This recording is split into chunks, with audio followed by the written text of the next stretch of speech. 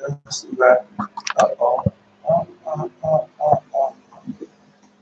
Not by might, nor by power, but by my spirit, say the Lord of hosts. Not by might, nor by power, but by my spirit, say the Lord of hosts. I am Elijah. This is the message that the Lord God have given unto me to give unto you. Not by might, nor by power, but by my spirit, say the Lord of hosts. That's found in Zechariah chapter 4. I'm going to tell you, read Zechariah chapter 4, verse 4 to 6. Probably stole the heck out of the Lord God tell. Zerubbabel, here's Zerubbabel. I'm going to use it as a signal. Now that you know that signal has long hope. Now you got to wait a second, because I had changed seats, and so wait, no, I know I can put down a little. All right, that'll do it a little better. All right, I didn't know what to do. No, I didn't, because I had changed seats. Okay, so then I'm gonna tell you, read Malachi chapter 3, verse 1. Behold, I'll send my messenger shall prepare the way before me, and the Lord whom you seek shall suddenly come to his holy temple. Even the messenger of the covenant whom you delight in, behold, he shall come. Then until we got to go to Malachi chapter 4, verse 5 and 6. I'll send Elijah to you before the great and dreadful day of the Lord, and shall turn the hearts of the children back to the father, the hearts back to the children. Least I come and strike the earth with a curse. So that has gone forth. I got one more. You got to go to Horeb. Got to go to Horeb. You know, he said, I'll send Elijah before the great and dreadful day of the Lord, shall turn the hearts of the children back to the father.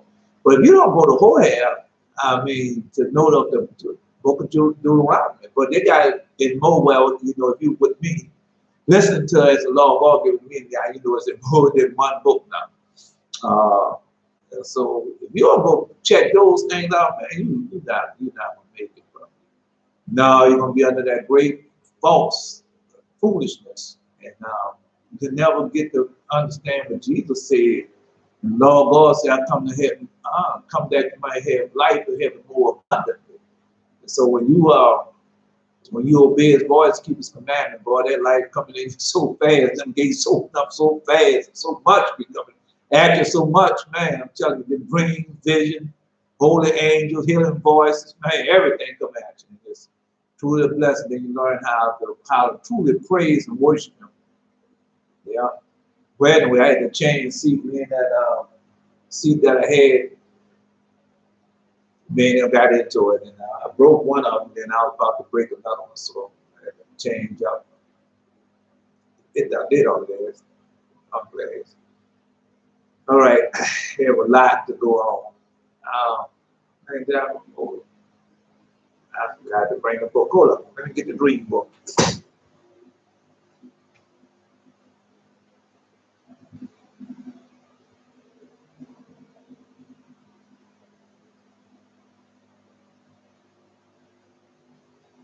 Now, I had dreamed all last night, man. And what people don't understand what's going on now is this. That week, man. Yeah, it had to be weak. I'm balling when he showed me. And man, I had the night before last, though, I didn't tell you about that quick vision I saw. I saw a wheat field, just like when you see, when you look at the Wizard of Oz and had that scarecrow in that field. That's a cornfield that he was in, but it was a wheat field. And in the front of the wheat field, the man had a big, tall, black, big, tall, black, looked like a scarecrow because there wasn't no scarecrow. It was a demon, big, tall, black demon. And he had his arms out there, and they took him right up under. Yeah, he bent down over it, you know, called himself being, I was supposed to be scared of you. Big old, tall, black demon. Yep, he had a hat on his head, arms stretched out, big. And if you wouldn't know no better, he was scared. But I knew better, so I remember all that. No, because God has showed me, don't be scared of them demons. Just don't be scared of them, don't be afraid of them. All right, so let's get with it. No, because I started to go to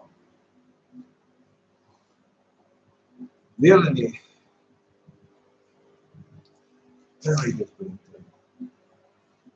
I called the bank. This man answered in the background to hear this woman crying for help. She was crying.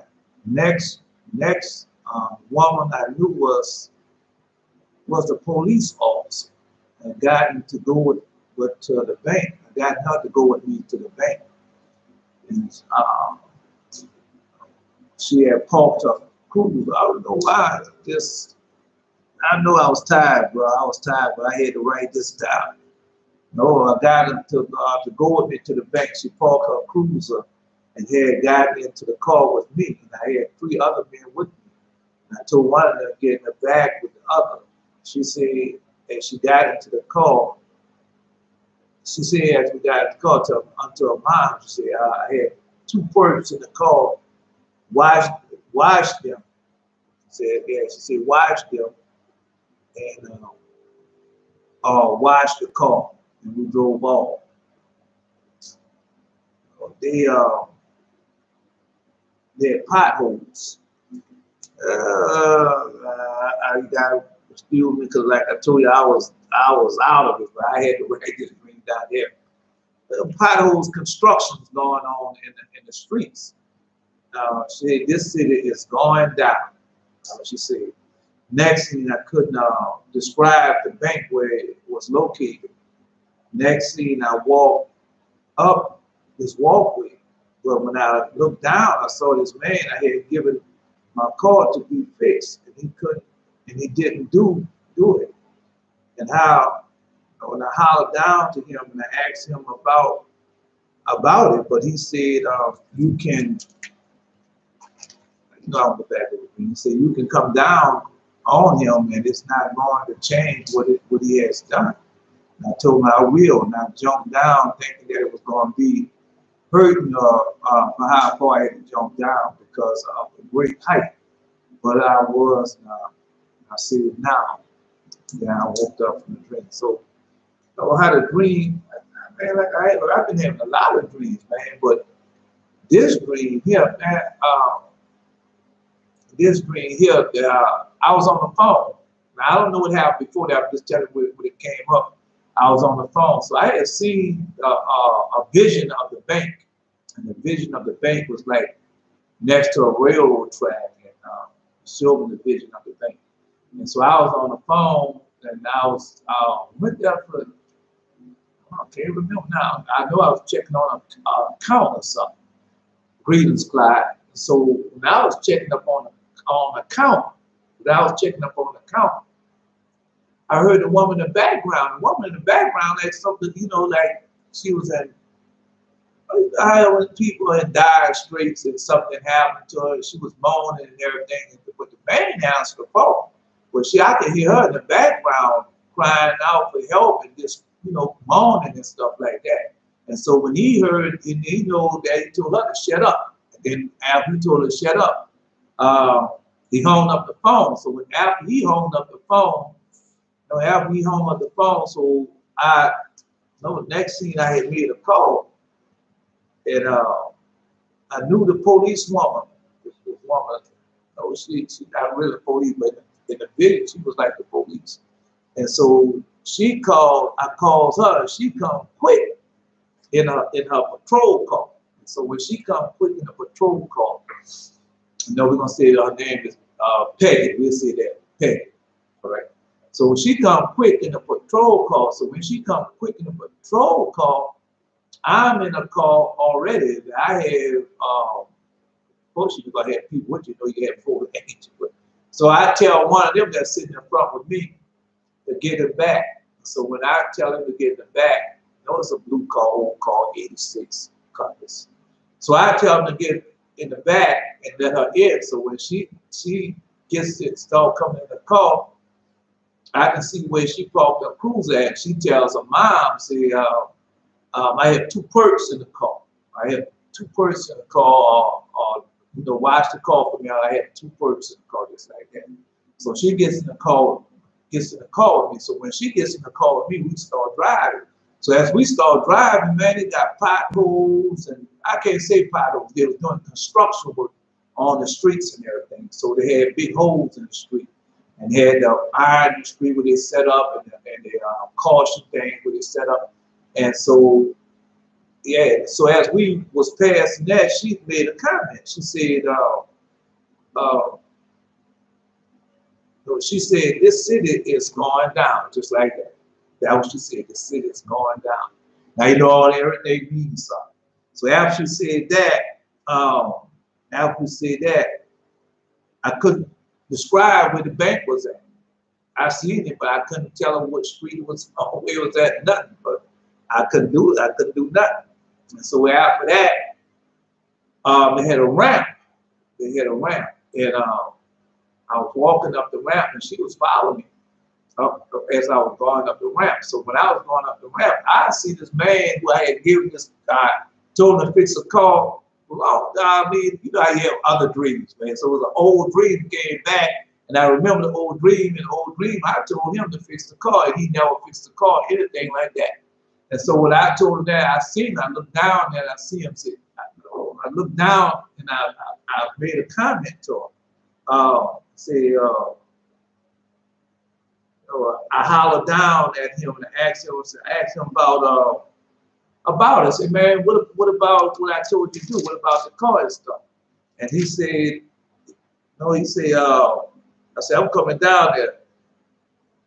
And he said, well, you coming down there ain't gonna change nothing, ain't gonna fix nothing, just like that. That's what he said. Yeah. And he said, come on, you ain't gonna change nothing. You come down here, ain't gonna fix nothing, it's not gonna do anything. And I told him, well, I'm coming down anyway. So I looked down on him. So, you know, you be at a high height and stuff like that. You look down on him as a high height. He in the corner and got nothing but a bunch of women in front of him. That's what he had. He stayed in the corner. And I just said, well, I'm coming down there anyway. And then I put my head down like that, and I jumped down. It was a high height, but I jumped down. And I thought it was going to hurt or something like that, you know, because it didn't do nothing. I just jumped down and woke up from the dream. So as soon as I jumped down, I said, here, now I'm here. Then I woke up from the dream. Okay, the other dreams and visions that I had, man, all I could see was 4 rows and 4 blocks and minister angel talking to me and everything, but you know, I was tired. I was tired. But you know, he still give you the message and everything. But I'm telling you, brother, the harvest is right. Yeah, that's why all I can see that the harvest is right, and it got 2 different harvests. And so that's what I saw. You know, I had a lot of dreams, but I brought back old dreams for me, because I was when I first started out, man, I had problems with fornication with women and stuff like that. And so what God did, He sent them holy angels to me, and the holy angels healed me. Yeah, I was in the bed with a woman or something, and then the holy angel was sitting at the table and everything. So when they got, next thing you know, I was in that bed, they healed me. From then on, I ain't had no problems after that. So, tell you what they did, man. A lot of stuff happened in that dream. That was it was like a dream, but I was really there in the spirit world. I didn't know, but they fed me. I forgot about that. He had fed me a sandwich. Fed me a sandwich. The whole angels did. They gave me a sandwich to eat. They showed me being handcuffed. They showed me being. I didn't know it was me at the time. Yeah, a prisoner. You know, they put their shackles on you. Yeah. I didn't know it was me. It looked like somebody, but it was me. And they showed me that. They showed me a whole lot of stuff. Showed me the enemies was against me. Yeah. So I forgot about that. Because when I first started out, I was just there. Yeah, you'd be there in the spirit world. You'd be really there in the spirit world. Don't be like no dream. Be like you're really there. Yeah. And so, yeah, I forgot all about that. So he brought that back to me. And if he bring another one back to me, I'll let you know too. Because during this time, I wasn't writing nothing down. You know, you have stuff you be in your memory. Yeah, and you don't be writing it down, but you can bring it back. Oh, how you doing with me, man? This, but as time went on, I had so many of them. So if you don't bring it back, I'm not going to know. No, because I had a time that I was on the bus, and we had people going and say, why you didn't tell them? You know, the old angel asked me, why you didn't tell them, you know. So that things, man, so many dream visions I had. Everything that I didn't see. Anyway, so of course we watch television more now. They still the same old narrative. Yeah, they talk about sick, unvaccinated. Those are the ones that are getting sick now, but they're getting sick through the vaccinated ones. That's what makes them sick. They're not telling you that part. No, they know, but they ain't gonna tell it to you. They don't make like that you the one. Since you ain't got vaccinated, got the sickness, you the one spreading the sickness and disease since you haven't got vaccinated. Now how is that? Oh, go ask them. Look, listen to them closely, and they'll tell you, say, when the people got vaccinated, the women went out there, or the man went out the house and got vaccinated, and then tell them the spouse nothing, or to put their partner nothing. Then when they come down, next thing you know, after a little while, the partner them gets sick. Then they tell them, so, well, I went out there to their vaccine and everything. Then they have put the partner on in the house, wherever he went at, and put him on in the house. Oh, I'm telling everybody they should get that vaccine, they should get that vaccine. I ain't kidding that for you. You think I believe that lie you pushing out? I don't know what type of life you live. Are you living a holy and righteous, pious life? If you were, then you wouldn't be sick. You wouldn't be. No, you wouldn't be sick. I'm just telling you. All right. If you was sick, this is just a big if. If you was sick, then God will tell you, well, this is the way I'm taking you home. Because I know what's coming up next. With that in the case. Y'all done all type of evil, wicked, and filthy stuff, and then y'all want us to go along with the program. I'm not going along with the program, bro. Because I'm telling you what you're going to do. Now y'all making all the laws. Everywhere you go now, you hear about the laws that make certain people can't go on the job without, no, that's what they're going to make the law. You're going to work for the federal government, anybody, they will have it so you can't come to work unless you have that vaccine. So that's already been started. That's going to be all over the world. Because they can't see that they're being colonized. Yeah, you're being colonized. The whole world is being colonized. Either for the Most High or you're for Satan. Ain't going to be no in the middle between the road. Because what they're going to do is when they send them demons out, knocking on your doors and everything, well, did you take that vaccine or not? Yeah. That's the way it's going to come down to. It's already been started. You can't see that it has already been started. All right. But y'all stay strong in the Lord, and He's going to show it to you as He has showed it to me. And then he up there, the guy this morning, we showed these 4 young kids. 4 young kids. Talking about an 18-year-old boy. He done started his own record company and everything. Man, come on, brother. All that's documented that was going to happen. That we're going to become singing, yeah, singing hard, singing and dancing, all this. And then that's the same old play that Gunham did. G-U-N, and when he was playing, we was on top of our holy mountain, and he was playing up there. We both looked down, they got all the fine raiment, tattoos, colored up and everything. And then you wanted to say, well, what was going down on there? Therefore, he knocked and said, don't go down off this mountain. You go down this mountain, you can't come back up there. And they go down off the mountain and live in that sin and all that lust and everything. Then after they finish, get the feel of it. It only lasts 6 months. And then it only lasts for a season. You get the feel of it. And then once you get the feel of it, like the honeymoon is over now. You get the feel of it. And then they want to go back on that mountain. And you see that thing was, well, the thing was flash. Yep. To help take away my unhealthy desires. So, yeah. Well, I got to ask you, what happened? I'm telling you, because it happened to me. Because you've been raised and you've been with all these unhealthy choices. And so, like when we used to work, and I used to work and everything. And so when lunchtime come, well, you're going to the cheapest place. It could be a Burger King or Machine or whatever. And Burger King, McDonald's, wherever, you're going to the cheapest place. Now, it's not the healthiest, it's the cheapest. And so you don't understand that all this adding up. It don't come up against your fast, but it comes against your slow. So by the time you get 40 years old, all of the unhealthy choices being caught up with you. Yeah, it's not about exercise. Exercise on profit or milk.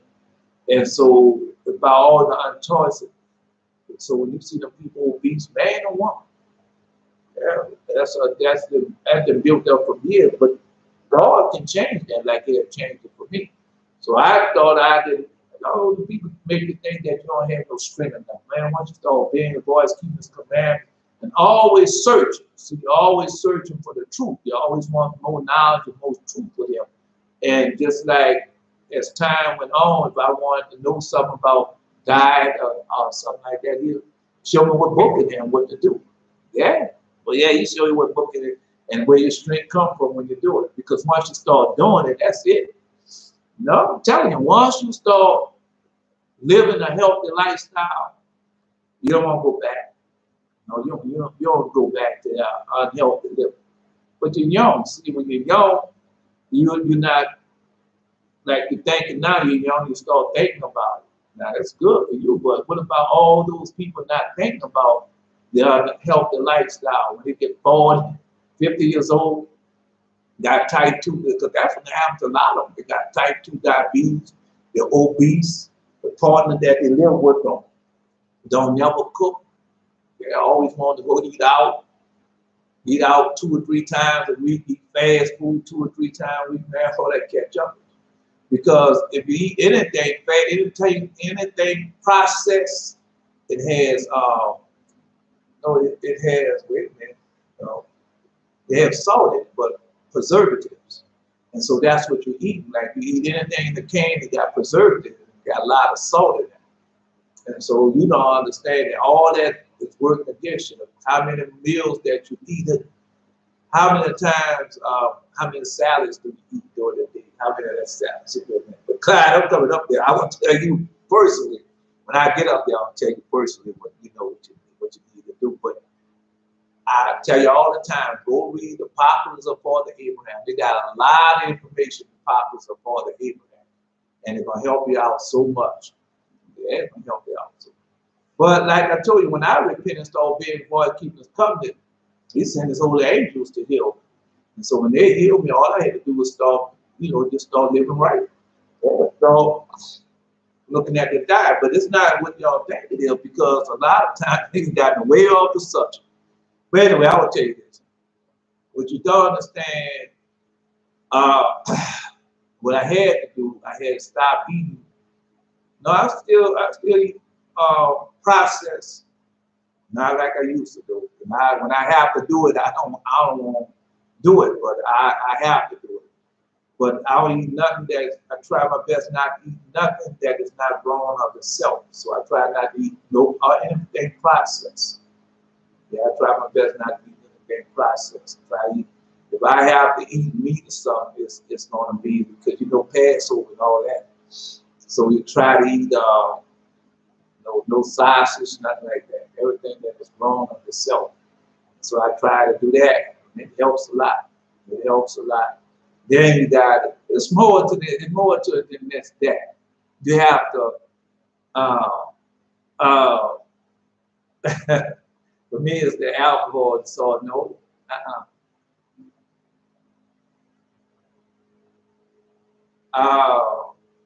no. You can do it. You can do that also. It's not that easy. It's not that. It's about how much you drink. Yes, but it's more to it than just you drinking. I'm telling you, it's more to you just drinking. Because I had the same problem with drinking cold drinks. Yeah, the cold drinks, they have a lot, caffeine ain't good for a man. Caffeine is not good for a man. Then it got a lot of sugar in those drinks. I don't care if it's zero. Still got a lot of it in there. And so it blows you up. But when I was coming up, we didn't do all that. On time, I said, got high. We don't do all that. When we was coming up, our parents used to wait for the vegetable man. And they had so many vegetables around, and they'll go across the avenue, as they would say, and everybody down there just got big old vegetable stands. This was before they started, really, the supermarkets really was taking off. Yeah, they had supermarkets, but our people was not into supermarkets as much because there's a lot of people used to grow their own foods and stuff, and they was grow their own stuff also. So that's what we did. So that's why they were so healthy. Yeah, that's why when they grow up, man, I was growing up, people easily live 100 and something years old. Yeah, because they ate vegetables and stuff. But in our generation come up there, they start food that process, food process, this process, that, and you can see the result of it. Then on top of that, they broke up the family unit because when I was coming up, 5:30 coming out, you better be at home. Yeah, because that's the time that food gonna be served. And if you not there, yeah, you're gonna have some problems. And then we had a thing where if you go outside after you finish eating everything, so when that street light come on, you better be inside. Yeah, if that street light come on, you're not inside, and it has to be more trouble. Yeah, so that's what it was. But let me get back to the lesson. So so they putting this false narrative out there. The false narrative is that global warming. Oh yeah, I know y'all. There's global warming out there. Now I don't want y'all to we destroy stuff. Now, there ain't no global warming going on. It's chastisement going on. Chastising the whole world for what they've done unto us. And so they want to keep their people believing that it's global warming, but we know it's not global warming. No, it's not no global warming. It's global warming, but why is it being global warming? Because God, that's chastisement. I haven't read that to you. Yeah, we'll go to Ecclesiastes chapter 39. I didn't read that to you, so that's what's going on. Oh, there ain't no global warming.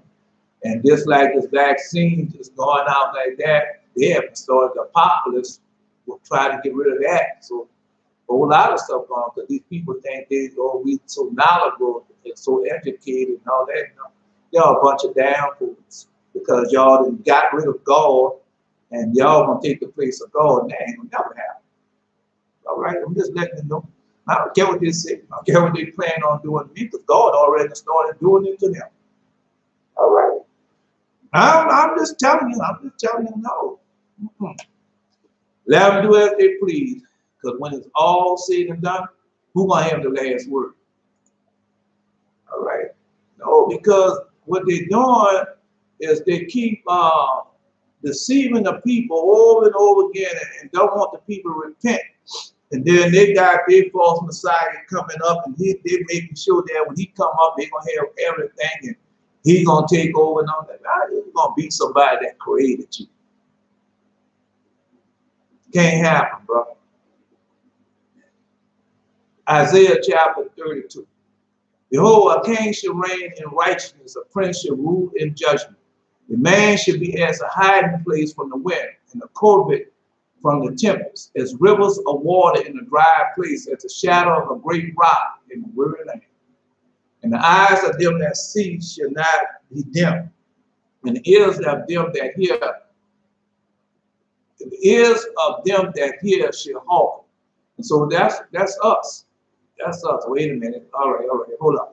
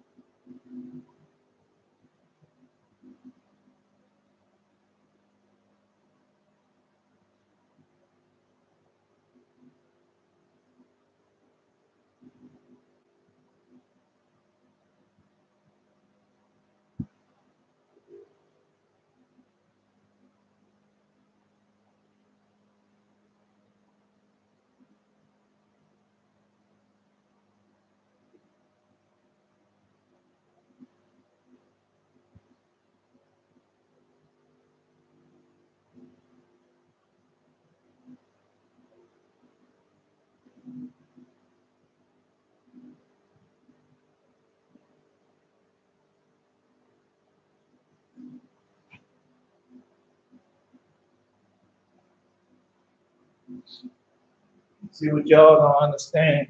It's like the Pope. Now the Pope is supposed to have healing powers, but the Pope himself have to go to the doctor. Yeah, he had cancer. He had stomach cancer. Yeah, he had stomach cancer. The Pope. All right. Then like Clefo Dollar, he had to come out and talk about his cancer, that he had colon cancer. No, prostate cancer. I forgot the type of cancer. But anyway, he was talking about that over the week. And so, but all these people say they're serving the Most High, just like me. No, I know I'm serving him because I told you when he came, he healed me of all these things. But no, let me see, Isaiah chapter 32, verse 3. The eyes of them that shall see, the eyes of them that see shall not be dim. That's us. And the ears of them that hear shall hearken. That's us. The heart also of the rash shall understand knowledge, and the tongue of the stammerer should be ready to speak plain. Because that's what we know. Because when we was doing, all they do is take the choice portions and give you the choice portion, and don't know where these things started, and don't know where they originated. And God first say these things, and they just go out and regurgitate the same thing over and over again. Over and over again. I've been hearing the same thing since I was a child into this. You know, you raise up your parents to be into this. But also, no, we get a little deeper into it. Because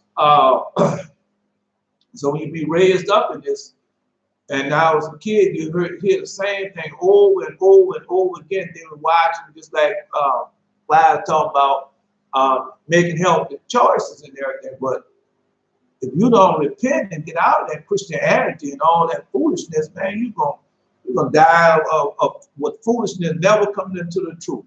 And that's what another thing with our father,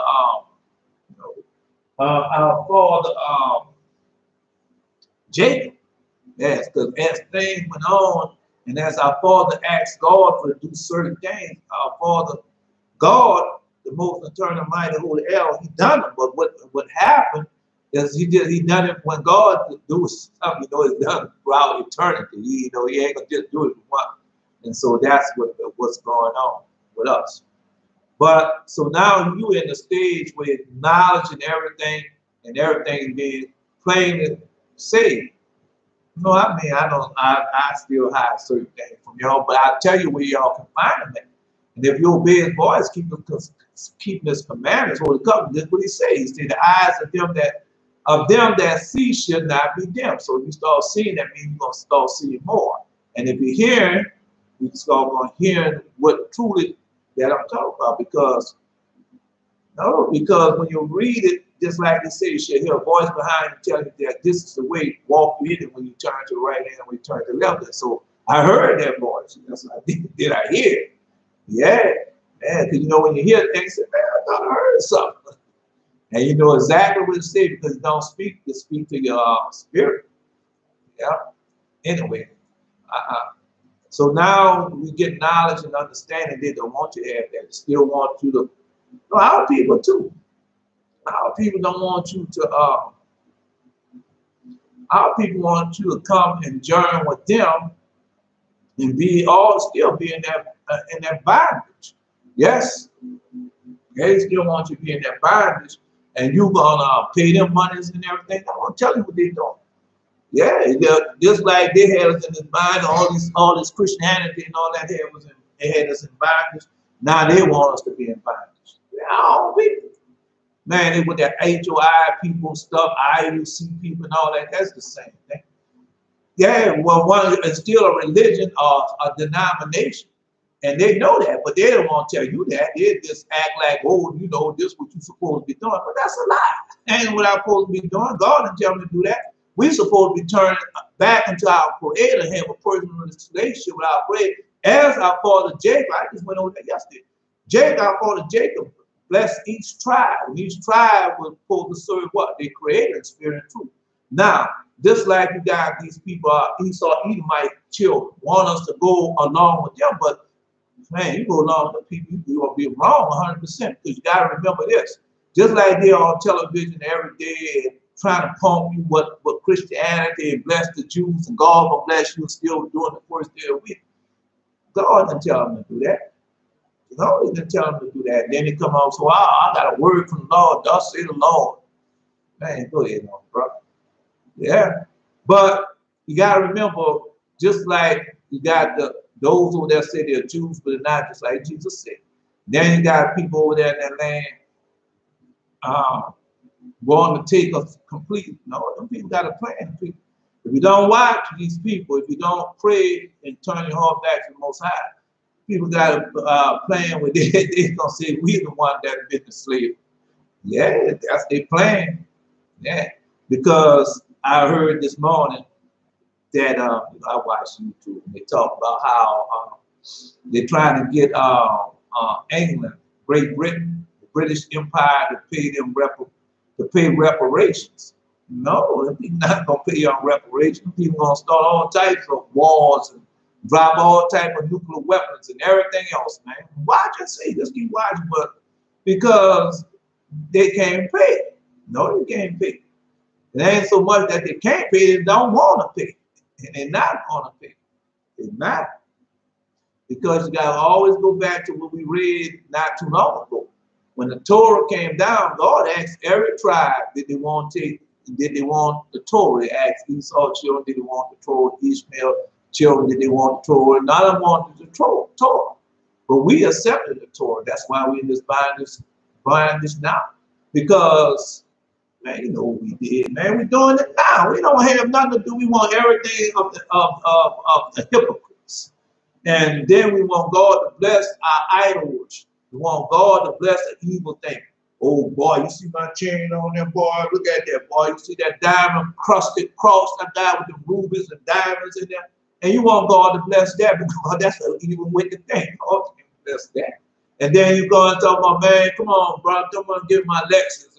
Let's go here now. No, I just got this one.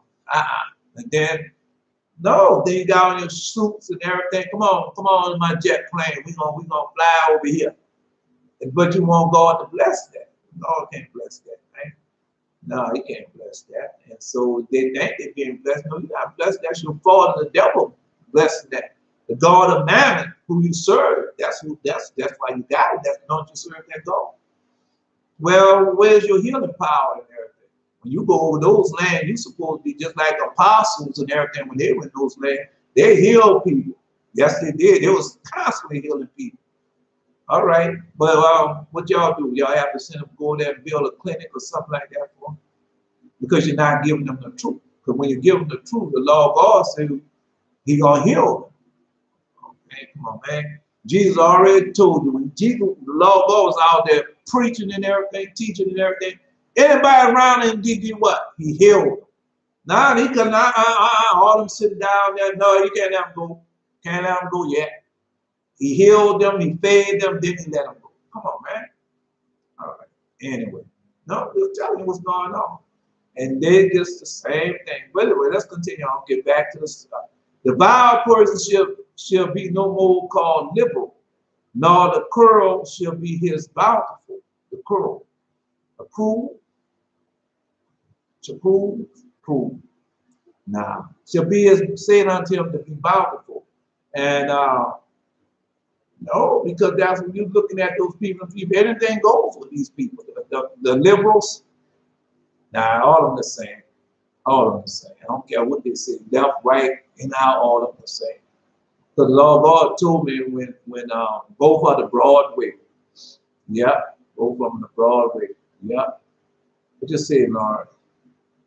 Yeah, both of them are the broad way. And so that's what you're not looking at. All these people want, all they want is money. All of them under the same great deception. All of them want money. Okay, well, let's continue on.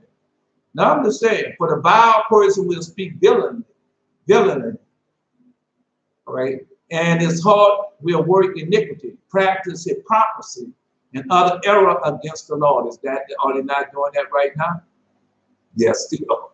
Come on, brother. People doing that. Everyone go turn on any CTN, BTN, Daystar, Robinson, any one of those programs, and tell me at the end of the program what they want to do. Do they want to drop everything, run to your creator, praise and worship your creator, or do you want they want to buy this CD, come partnership with me, buy my little statue, come to my meeting when we have it, you know, they got their meetings and everything going on now. All right, then what they want you to do? What they practice? In prophecy, because they tell you that Jesus is supposed to heal you, but yet and still they got to run to the doctor, the Pope, Clefo Dollar, any one or other, and they got to run to the doctor. Well, I guess, no, you can see they got the type 2 diabetes going on, the high blood pressure going on. I had all those things too, but when I repented and obeyed his voice, start keeping the Holy Covenant. Now, you know, the Sabbath day, that's a part of it. Because you got people in the Seventh-day Adventist church, they dying of all these sickness and diseases too. HIV people, you see people gonna be doing the same thing also, because they're not keeping the covenant.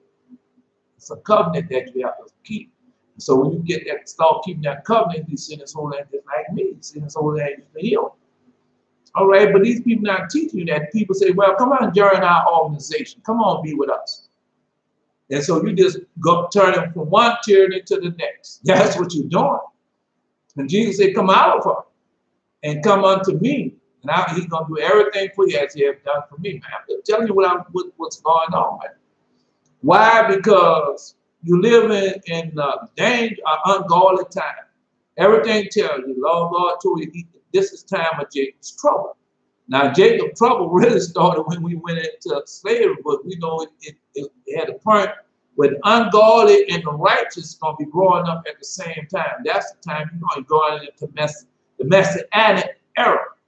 Okay, well, you're going to be restored and revived. You're getting your power back, just like when He sent out those disciples and those apostles and the servants the first time, and the prophets of old. All that is saints, all that's going on right now. But they caught up in the Christianity and they can't see the prophecy about that. Oh man, come on, bro. How can I be teaching you about, oh, come on, be good Christian, be good Catholic people and everything. And I'm teaching you about all those things like that. And even myself, I got to go run to the physician. Come on, bro. All right, well, okay. All right, well, let's take something else then. You talking about global warming. All right, well, we got to change the global warming, but what factory have you shut down? I'm just a question. What billionaire you told them that, well, you can't go off planet because this global warming and that jet fuel and all that you use is warming the atmosphere. All right, so what they doing? Are they gonna stop that? No, all this plastic and stuff, you gotta find another thing, because this plastic thing, we find that in the food source and everything, so you gotta stop doing it. So they're gonna stop doing that. Right. Just like the woman in Jamaica talking about they asking for reparations and everything. Oh, they tell us to do that. No, He told obey my voice, keep my commandments, and whatever they have owe you and everything, He gonna make sure they tell you. Come on, Brian, I'm all right. Well, I have to go there this early. Let's go there then. Papa's of father Abraham, what it tell you? I have prepared 10 plagues for the heathen ahead of time, beforehand. All right, so you know that hadn't already started. No, too late. Now we got to get a little deeper. Then He told you 7 generations shall go into slavery. As 400 years, 7 generations. All right. And then that nation that what? Enslaved them. And that nation that ill-treated them. What do you say? It's going to be as the time of the ungodly age. I will judge. So that's the time you're living in that. So where they tell you, say, well, you go to your slave master, your slave owners, and ask them for reparations. He didn't tell us to do that. Now, He said, come back unto me. Pray, worship me, in spirit and truth, worship your Creator in spirit and truth, and do everything, obey my voice, keep my commandments. All right, be baptized in Jesus' name, receive the gift, the promise, the Holy Ghost, and then what He gonna do? He gonna judge and chastise the people as he has already started. So I don't know what y'all going, y'all asking for. No, anyway, no, let's continue on. Now, because I don't want to get too far into that because we're gonna get into that a little bit. But the vile person will speak villany, and his heart will work iniquity. Are they not doing that? To practice hypocrisy. Are they not doing that? And to utter error against the Lord. Is that not so? To make ample the soul. Man, come on, bro, you did not say that. Because if you said that, no, utter error against the Lord. So what are these people right now? How many times these Jewish people say that, Jesus is not for us? No, we're waiting on our Messiah. He's coming. All right, then, are they not doing that? To make them, no, I can go a little farther than that. I can go to the roster. Then they talk about Jesus. Yes, they do. Yeah, they do. To make ample the soul of, well, not just him, but other people talk about him also. To make the ample the soul, to make ample the soul of the hungry, and he will cause the drink of the thirsty to fill. Is that not so? Nah. Hold up. Because we know more than that. We know we have the knowledge of that now. When you go to this book right here, it's in a lot of books. Let's go to the Apocalypse of Elijah. And so when you go to the Apocalypse of Elijah, what do you say? What happens when the evil, wicked one come to the world? They ain't gonna have no water. They ain't have no food. The plagues and everything will be. Come on, bro. And so that's where you at now. All right, to make the ample the soul of the hungry. Right now, a lot of people want the truth. They want the full truth. They want the true knowledge of God. To have the power from up on high. Well, are they getting it? Is the soul, are they getting it? Are they able to go out right now when Jesus said, this why these signs and wonders should follow my servants? They should be able to heal the sick, raise the dead, open up the eyes of the blind, open up the ears of the deaf, make the dumb speak, and all those things, make the lamb walk. Are you seeing that? Are they doing it? Are they telling you, buy my book, buy my CD? Come on, bro, come partnership with me. So that soul is hungry because they want what? You got to obey his voice, keep his commandments. It's a covenant. Jesus told you, say, this is why I told you our fathers in the wilderness, to obey my voice. Come on, man, we went over that. We went over that. Man, I can't stay long with it because the lesson got to go on. All right, I'll tell you this there. So when we went over that and on Horeb, and we received the Torah, the law, and everything. All right. So what happened? We said we was going to accept it. We was going to obey it. All right. Then we found out one thing. I'm saying one thing. When we found out many things, one thing for sure we found out. If you break it in one, if you break one commandment, you can break them all because all of them are connected. All right, then, that's all right. And what caused the drink of the thirst to fail. So when you go to read the Apocalypse of Father Elijah, but you can go read the vision of Paul, the Apocalypse of Paul. We know everything want to chastise man because every man had made nothing transgress God's word. Does the sun, the moon, the stars, and all that transgress God's word? No. But we have made them to put up on our sins. Come on, bro. At night time, I used to go out in the nightclub, get with the woman. We go out there, have sex under the moon and all that foolishness. All right, then. Come on, bro. All right. Anyway, let's continue on. The instruments also the cruel are evil, or the crawl. No, cruel are evil. I'll Google it later. Instruments of the cruel are evil. His device is wicked. He devises wicked devices to destroy the poor with lying words, even when the needy speak right. So I'm a needy man, I'm speaking right. But what they are doing? All right then. So they say, no, because they don't want you here. You got the pastor, priest, and teacher supposed to be teaching you this right now. But are they teaching you this? Have you ever heard this? Come on, bro. No, they're not teaching you this.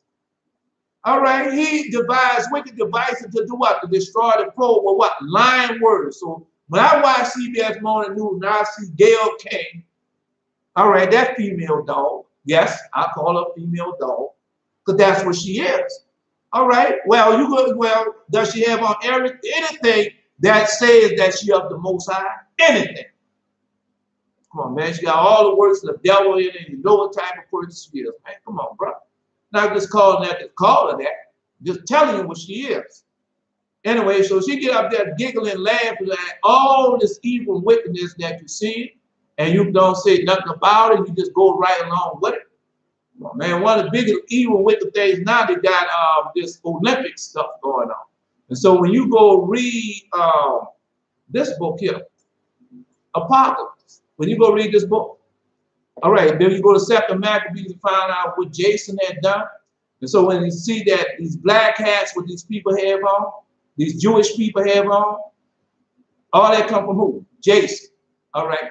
And then what Jason wanted them to do, to participate in the Olympics. All right. So they participate in the Olympics for what? To worship the idol, man. Come on, bro. That's why they go, oh, I got a gold medal. This is what my gold medal. All right, what that can do for them. All right, so idol, and that they did all them works. Go ask Michael Phelps or Michael Thorns, whatever his name. How many gold idols that he had and what they can do for you. Can he heal the sick? Can he raise the dead? Can he open up the side of the blind? Can't do nothing, bro. All right then. So no, let's continue on. And so these people come up with this virus and stuff like that, man. Come on, bro. To what? To destroy the poor.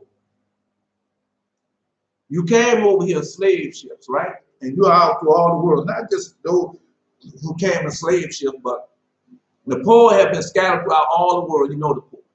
Ain't no way you can, because most of the poor out there is who? Israel. All right then. And so you don't think these people devised the plan to get rid of the poor secretly? That's all nice. That's in this paper right here. This paper right here, you go on that paper right there. All right. No, it's up there. It's on there to get rid of the poor secret.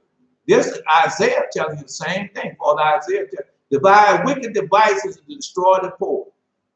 So when people tell you about all I, man, I feel like a slave. All I do is go to work, and I never just barely have enough money to go back to work, buy lunch, pay my bills, and that's it. No, I'm just telling you. I'm just telling you what they are doing. And that's, they repeat that over and over and over again. Then one day they're sick and full of disease and they're on their way out. I know a postman, and he worked because of the design plan. As soon as he got sick, as soon as he retired, 60-something years old, 65, he was dead. Yeah. It's a divine plan. Just like they got now this virus, they're going to tell you who they trying to get to take it. Who they trying to get to give this vaccine to? Who? All of a sudden they love you. All of a sudden, we want to do everything for y'all, and y'all falling for that. All right. Anyway, devise wicked devices to destroy the poor with lying words. So when they tell you that, I told you they're gonna say every time something happens, they're gonna blame it on the poor man. Blame, oh no, the reason why y'all got this virus, that what you hear telling about the rich people getting the virus and everything, but the reason why, oh no, it's in Alabama, it's in Arkansas, it's in Louisiana, it's in Mississippi. Those are the worst places. Every place where they got the majority of the black people at, majority of the poor people at, that's the place where the wicked havoc come on. Chicago, Detroit.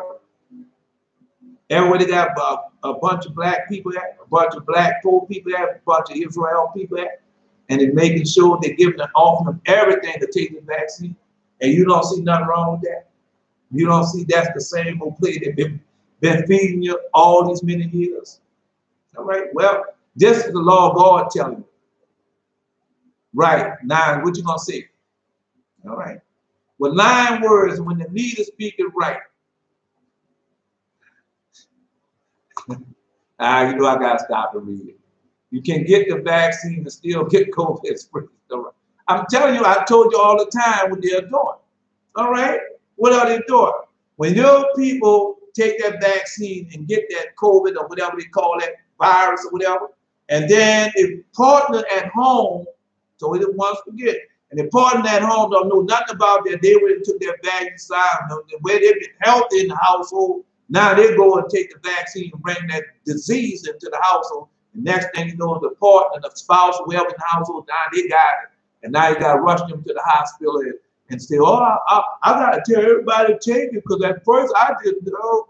And talking about your spouse then went behind your back and took it and brought it into the house. You're not talking about that. You're not telling them that those who have taken that vaccine is spreading it now. You're not telling them about that. All right, well, let's continue on. No, because I want to tell them, even when the needy speak of right, the liberal divides liberal things. By liberal things should he stay. And so Sodom and Gomorrah and all them was what they had. Did they not have liberal things? Yes, they did. I read that to you.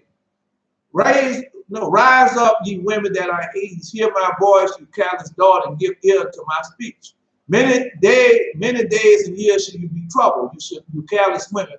For the vengeance shall fail and the gathering shall not come. Now, you know we got to stop that. Because all of a sudden, all of them have the same thing. Woman down, loose, the women conference and all that. Yeah, you got to get the women. Why? Because women want to look beautiful, they want to look cute old girl and be with their girls and all like that. Yeah, but listen to what he said.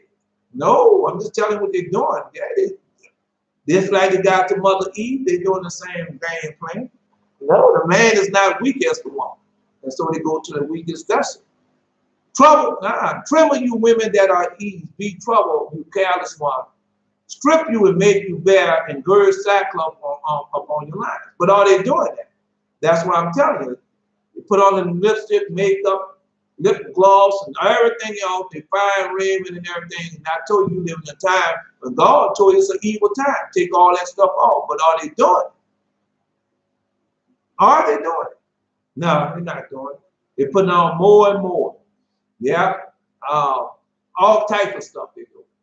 But this is an evil time. So when I see Joyce Myers strut across there with her group of people and Teacher Jake strutting with his group of people and all of them have the same thing on, look in their audience. But are they doing what thus say the Lord? Put a what? Especially women. Make you bear, gird sackcloth upon your loins. They shall lament for teats in pleasant fields for the fruitful vine. Upon the lane of my people shall come up thorns and briers. And yea, upon all the houses, joy in the joyous city. Yeah, but you're not there. But anyway, no, thorns and briers going to be all over the world. The plagues and all that already started. Okay. Upon all the houses of joy in the joyous city. So where's the joyous houses in the joyous city? I know they're talking about the church houses, but they got other houses too also. All right, that's all the houses, that's all the people, because you know God sometimes called people houses. Yeah, the house of Jacob, the house of Israel. Right, so we know that. Because no. You're telling all the houses of joy in the joyous city gonna go up. She'll come up what? Thorns and briers. They ain't gonna have nothing. All of it gonna be the same. It's already installed. All right. Well, you got September, August. Well, no, I got to say the Jewish months because there's something to the Jewish months that I didn't know, but now I know. And they tell you what are the most evilest months because like 2 months and Abi. So this, they tell you from the 17th to the 7th, and the high it's going to be. And so now you live in an evil, wicked time. All right, but it's going to get worse because this not going to stop now. No, man, I tell you, this is going to get worse. Because the palaces should be forsaken, the multitude of cities should be left, and the forts and the towers should be for dens and forever, a joy of wild ass and the pasture of flocks. So if you don't know nothing about it, go to Tremble, the Russian Tremble. Go there. Yeah, go to Russian Tremble. Why go to Russian Tremble? Because when they had that nuclear meltdown and they had to leave the city and left that city desolate, yeah. And they show a picture of what's in that, the owls, the sackcloth, they show all the wild animals here. And that's going to happen all over the world, man. God telling you, warning us what's going to happen all over the world. And these women still falling for the same old okey doke, you know. Buy my book, buy my CD, come partnership with me, go put on your makeup, come on, put on your fine, your glad rags and all that, and come sit with us, and we're going to teach you, and we're going to show you, but that's a lie. And now I'm telling you, repent and come out from my people. Go back to where it started. Go back to your creator. Who, man, why would I mean, this how I was this greatly deceived too. Also, as y'all people would like to say, but I was greatly deceived. Yeah, it's still me running to my creator and asking my creator why this, why that. I went to the church house, and the church house said, don't question God. Come to us, we're gonna tell you, we're gonna teach you what you need to know. We got classes, so how you can become a good Seventh-day Adventist. We got classes on how you become a good Jehovah's Witness. And all of them got their classes on how you do that. Then on top of that, they said, well, you got to come to the marriage class before. You got to get marriage counseling. And none of that, they tell you, run to your creator. And when all the stuff starts not working out, you're still going to be in that, well, this is my faith, and these things happen. But that's a lie. Oh, that's a lie. All right. Let's continue on. Well, you see, the law of God can't lie. Because the palaces should be forsaken, the multitude of cities should be left, and the folks in the town should be dens forever. And the joy of the wild ass and the pasture of the flock. So the animals going to be in the towns and everything. Yeah, God is not a liar, brother. Well, keep watching. Until the Spirit be poured out upon us from on high, and the wilderness be a fruitful field. The fruitful field should be counted for a forest. So that's what's happening now. The ungodly and the righteous are growing up at the same time. Man, read that too. All right, that's the time you're living in. The ungodly and the righteous are growing up at the same time. And you're living in that time, the Messianic era, where when that Torah came down and we was shining bright and had the power, well, Jesus returned and gave us all that once again. So that's where we're at now. Okay, well, keep watching. You're going to see. You're going to see. Until I'm right. But we know that didn't happen. We already know that. Because the Lord God come and get us. Just he told us that I'm coming to get y'all again like I came and got you out of Egypt the first time with a mighty hand outstretched arm. And so he told us everything was going to be happening in the time before he come and get us. And is that not happening? So what you looking for now? You're looking for the false Messiah to reveal himself, to know he's in the world, because Jesus told you when he's in the world, all these things should happen, should come to pass. All right. Then we're looking for to be revived and restored to get our power back. That's what's going on right now. I ain't worried about what these people say. Oh, you talking against them. I'm talking against them. I'm telling you what thus say the Lord. Is this not written? Is this not thus say the Lord? All right, I'll let you know when I'm talking against them. All right. The judgment should dwell in the wilderness, and the righteous remain in the fruitful field. The work of the righteous should be peace, and the effect of the righteous quietness and assurance forever. Yeah. No, because we know now. I mean, we got down doing all that hooping and howling and screaming. No, all that is not of God, man. When people get out there, what they doing? Are they telling you return to your creator, or are they telling you come partnership with us? And next thing you know, you'll be doing just like the Seventh-day Adventist, Jehovah's Witness, Mormons, and all those other people walking around with colors on. Your gold and your red, the gold and the black, the gold and the purple. All right, I'm just saying, all I can do is just give it to you as if give it unto me. Because like I read earlier, it's an evil time. You're supposed to have on sackcloth and ashes and praying. All right, then they always talk about, say, oh, don't go in your secret place. All right. Don't worry, when that darkness hit, you're gonna know. You're gonna know. And my people shall dwell in peaceful habitation, and sure dwelling in the quiet resting places. When it shall hail coming down on the forest, and the city shall be low in a low place. So that's what you know. No, I was listening to this man Green, and he was talking about, it was in August, it said it was August the 12th. And he's talking about how the summer's out, but they had ice on the ground. That's very simple. Yeah. Because he already told you, well, let's go there. No, no, because I know if he listens to this, I don't know if he listens to it now, but I'm gonna teach it to y'all because he already he's already put that down. That's how it's gonna be. All right. No, I'm telling you. So you know, God has a way of doing things. You know, when God do things, they have a 3-4 call, maybe multiple calls with it. Now I'm learning more and more each and every day. God does not waste nothing, man. I just no, because whereas wow, we got what 27 letters to the alphabet. Some people have more than that to their writings. Okay, but God only used 22 letters. And boy, when I started looking at them 22, I said, man, so much in those 22 letters. Yeah, Hebrew writings, a lot in our writing. But we're not, you know, when the time comes, God going to restore all that back to them. When the time comes, it's not the time. I mean, we being restored, revived. I'm talking about, how can I put this? We're not in the wilderness yet. We're not speaking to the Jesus face to face. We are being restored and revived, but we know we got a place where we're gonna be at with him. I read that all too. But anyway, let's go. Amos chapter 3, verse 15. Amos chapter 3, verse 15. I will smite the winter house with the summer house, and the house of Irish shall perish, and the great houses shall have an end, say the Lord. See, destroying everything. Yeah, see, I told you that. Yeah, it does. Man, I'm just like y'all. If you want to start obeying His voice, keeping the commandment, just go keep going. Some people are at one place and you at another place, but all of us heading in the same direction. All of us doing the same thing.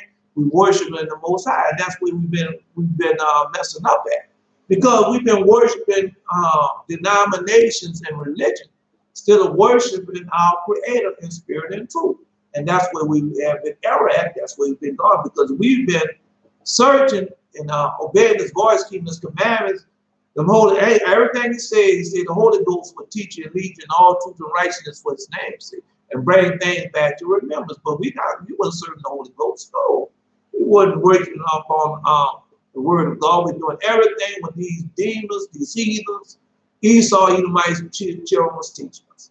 All right, who calls you African American then? Well, who started that? Man, if you take and put something out there in your community, next thing you know, all your community is saying that, and nobody's telling you that, well, all of us are supposed to be calling ourselves Judah. All of us. I just read that to you yesterday. All right there. And so are we doing that? No, but we calling ourselves everything else except Israel, except Judah. Come on, man. We doing, man, we got to be, and we, just like I just been reading to you, these people devises devices to destroy the poor. And they lie to the poor people each and every day. To do what? To destroy the poor people, man. I just been reading that to you. But you don't want to hear it from me, because I'm not offering you silver and gold, house and land and all like that. But you're not paying attention. No, no.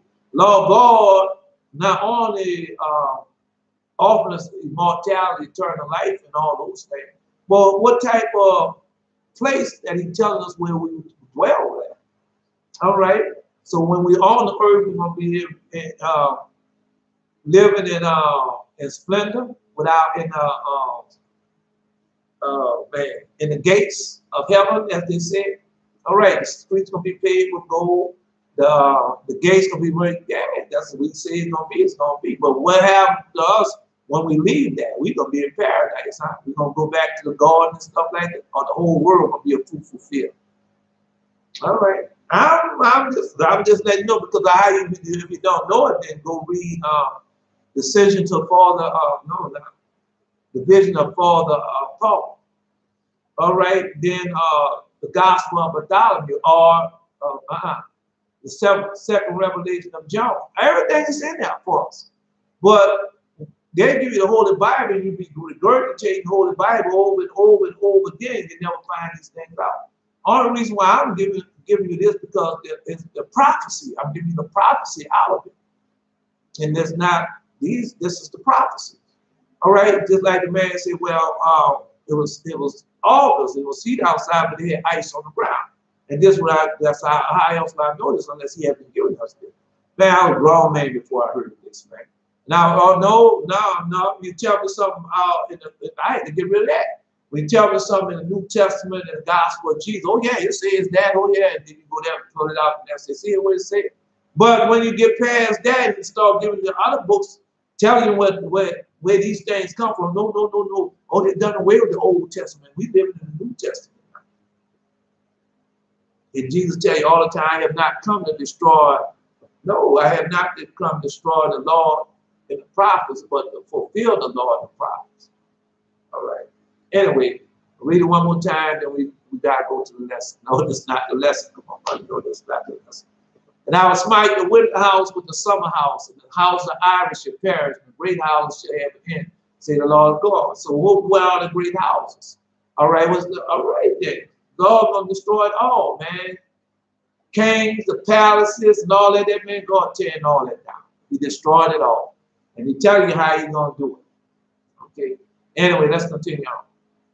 So easy for him to do it. You can it makes it so bad because just like when Paul was talking, Paul of Tarsus was talking the other day, and he was talking about if you put a nail in your hand, you're gonna break some bones. But you forget about, we talking about God. We're not talking about man. You know, and then with God, nothing is impossible. And that's why Jesus came and told us, said, be you perfect, even as your Father in heaven is perfect. Why? Because that which is impossible for man is possible with God. And so we know all these things now. And if you don't believe yourself to become perfect, then how are you going to go out there and heal the sick, raise the dead, open up the sight of blind, and do all these things? Now, I'm telling you what I know. I'm not going by what some pastor, preacher taught me. I'm going by my own experience, what he had given unto me. But myself, I was the one who went into those church houses and gave it all up to them. But when I came out, God gave it to me, like you said, 10 times more. Man, I'm telling you, bro.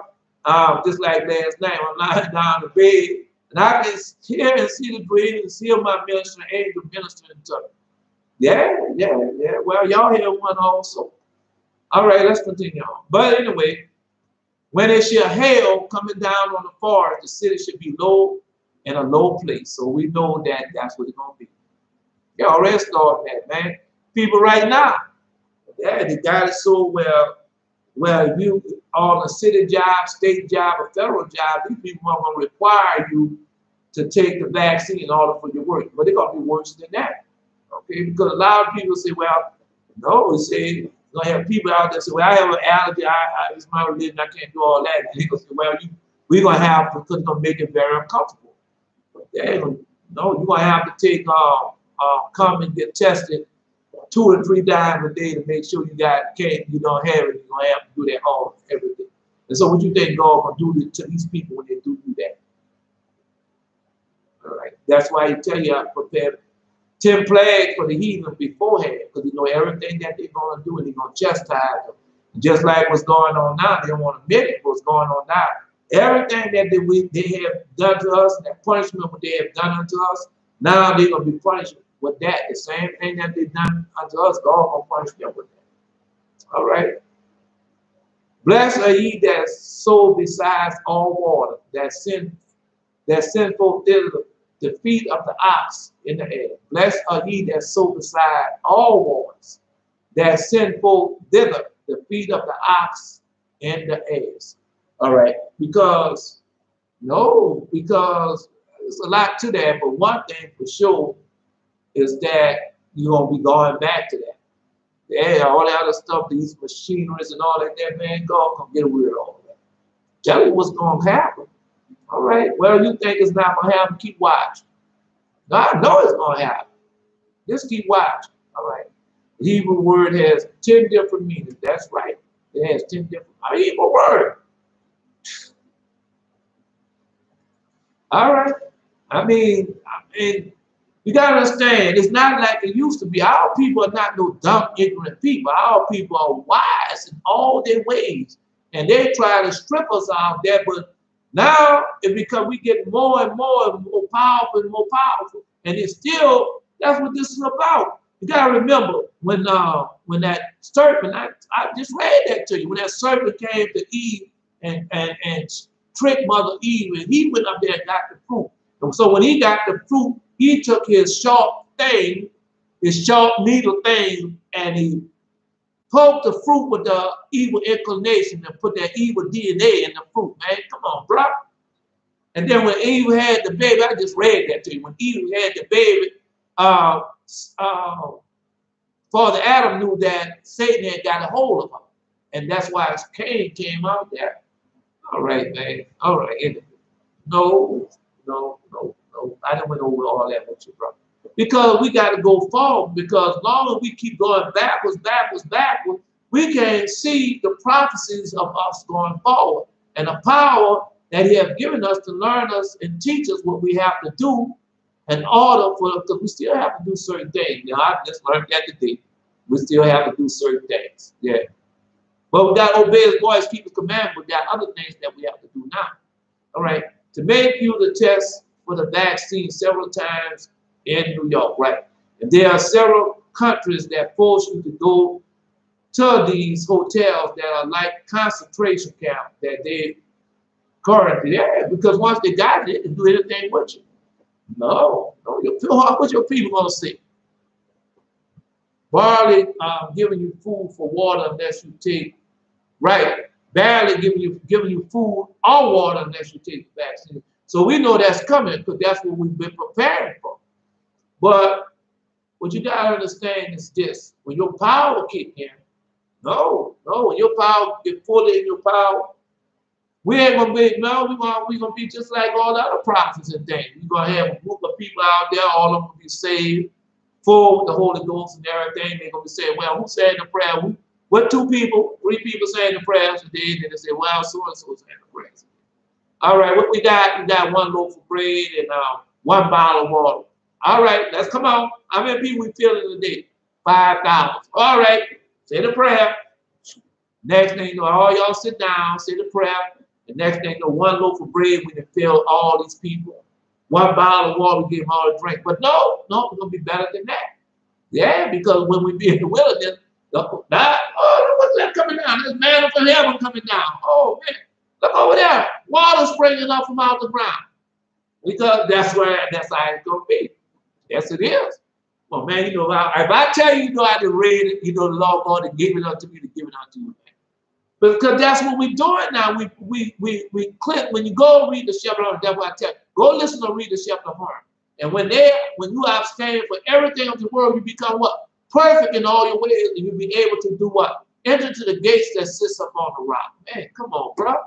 That's what, no, let's go to the lesson. Let's get to the lesson because I know I ain't gonna have enough time anyway. No, man, y'all just think that y'all I'm so weak and they're going to do it, then they're going to, people ain't going to do you nothing. As long as you obey his voice and keep his command, we say, I'm going to make your enemies be fear you. I'm going to make your enemies be afraid. Don't read Deuteronomy, man. I tell you that all the time. Man, all right. No, because they're going to put your hand on you and then next thing you know, that holy angel going to say, you're going to hear a voice first and don't do it. And then after they do that, let me tell you what happened. So you know, hopefully you know. I'll tell you what happened. I mean, you know the Lord God that gave you something. Come on, bro. All right. Let me tell you what happened. I told you when the demons came down. All right, wait. Hold up. Now I'm trying to start the other program too. All right. No. All right. All right. So let me tell you what happened. So, like I told you, I'll tell you again. I was in the spirit world. Man, that's when this been years ago. All right. Not that many years ago, but then since 2014. And so, man, I was coming. It was nighttime. It was dark outside, and so there was in this place in like like a warehouse, and they was in there dancing. The boy, Esau, you might chill. And they were square dancing. Boy, they was square dancing. Boy, they was going down. And so I seen that. And so after I seen that, next scene after I seen that, I was standing up, and I'm looking at the full moon. and I see all these demons coming across the full moon. I mean, bunch of them, whole lot of them.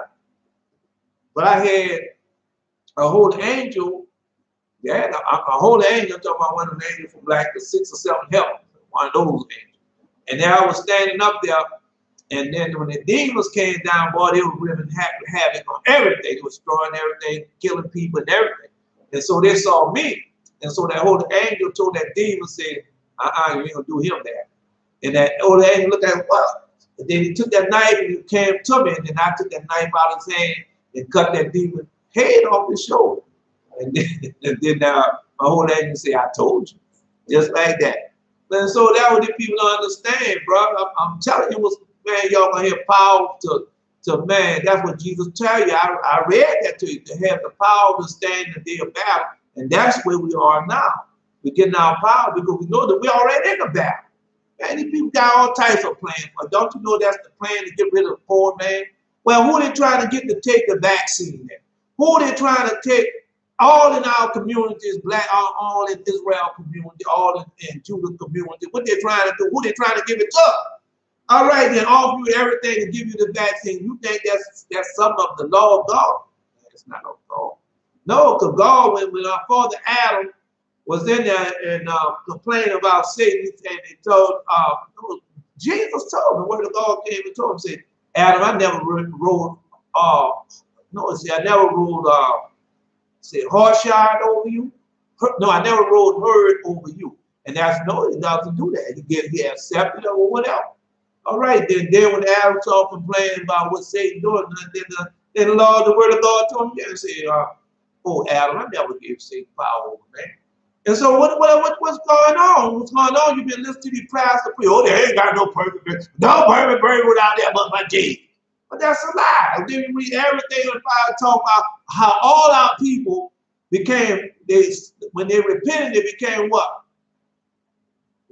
Wise, wisdom, perfect in knowledge, wisdom, and understanding. Perfect in all the ways of the Most High. Man, come on, bro. And then we go through the same thing over and over again. Listen to these people, man. And then you never see these people come. Just ask them when they come out there to preach. Well, God wants you. Jesus wants you to heal the sick, raise the dead, and everything. Well, ask them to do it. Say, well, you know, that's what they preach. Don't they preach that the Lord going to heal you? Oh, the Lord going to be this for you and all that. Well, tell them to prove it. No, they can't prove it, because when you go to the Acts of John, they tell you, say, once you start running behind mammon, the things of this world, I'm going to give you proof of that. You lose all your powers and everything. You do. And so when I got out that church house and started obeying the voice, people, all my powers returned, then he gave me tenfold, even more than that, really. Yeah, I'm telling you. So I'm telling you the same thing, man. All right. No, because when you stop running behind everything of this world, I mean everything, then God, because we have a contract, we are married. That's it for that.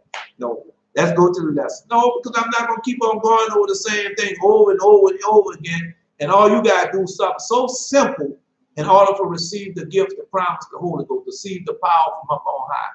It's something simple, man.